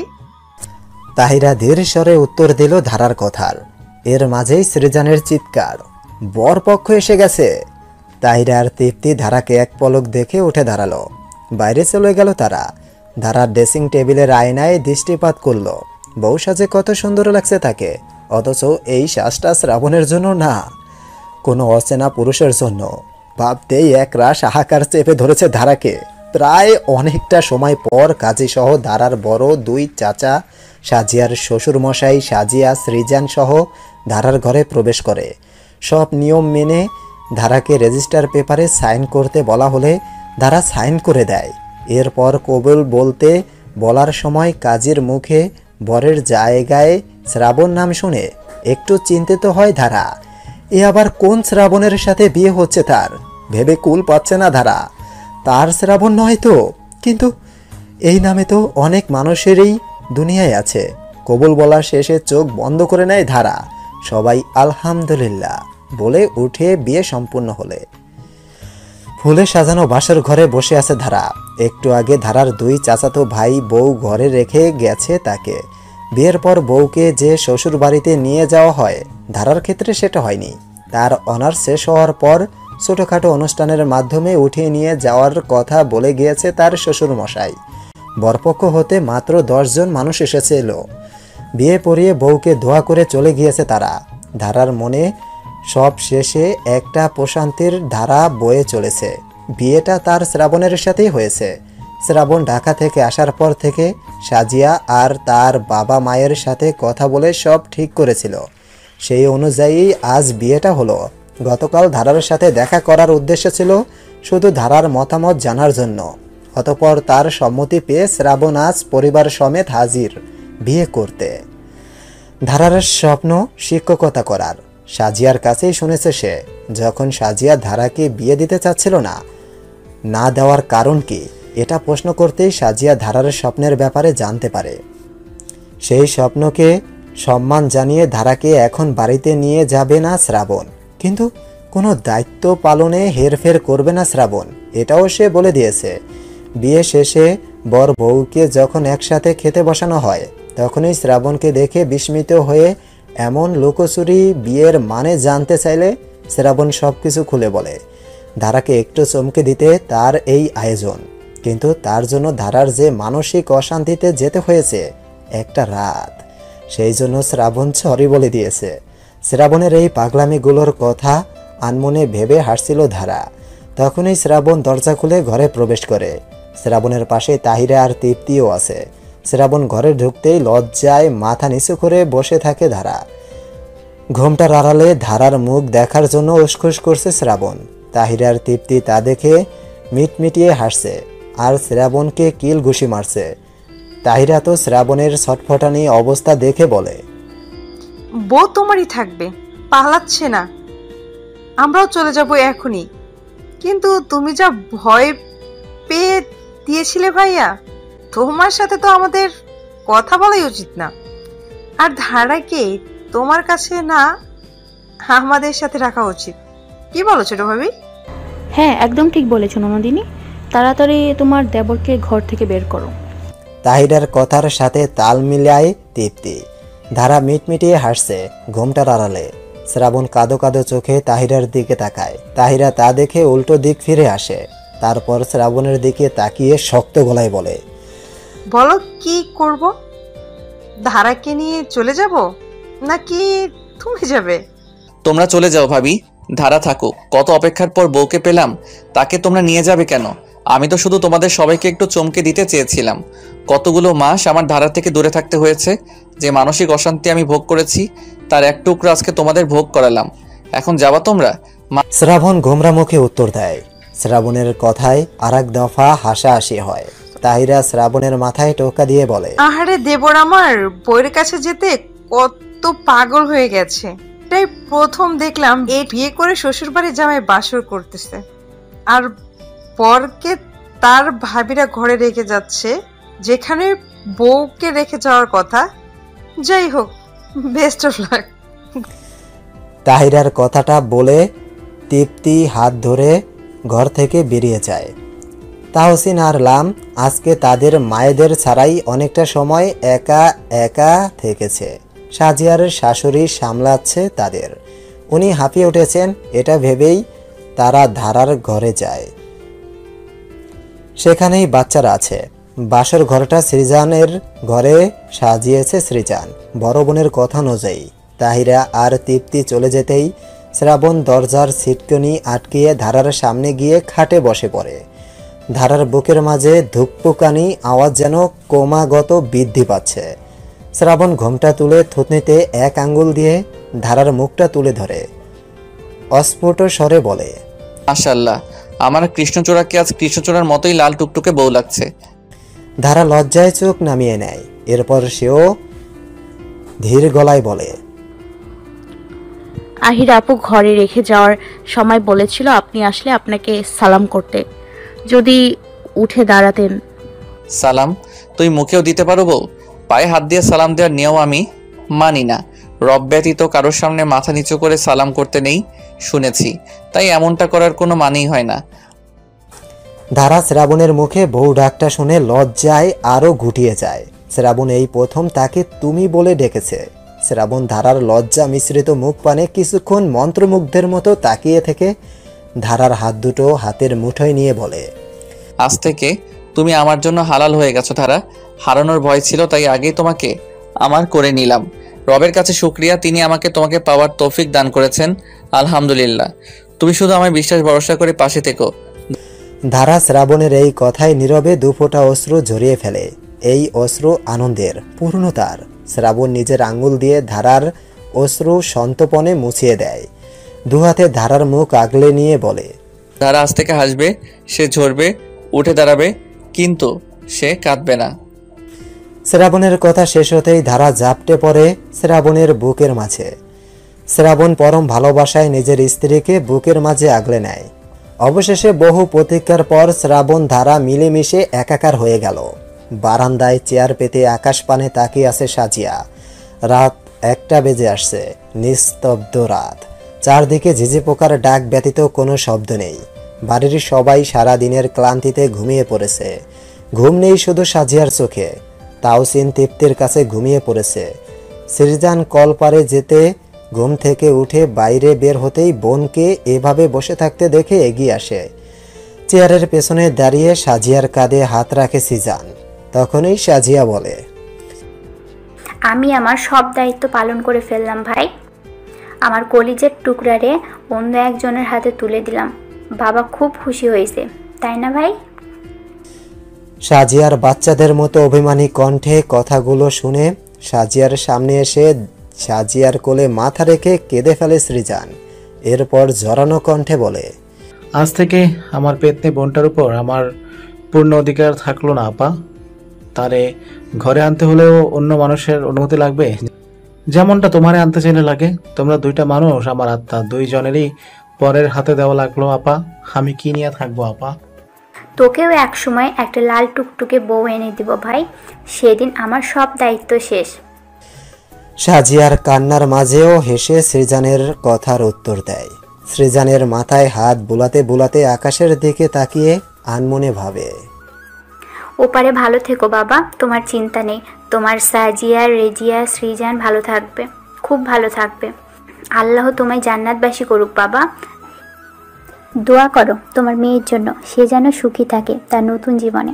ভালো থাকুক পৃথিবীর প্রতিটা মানুষ।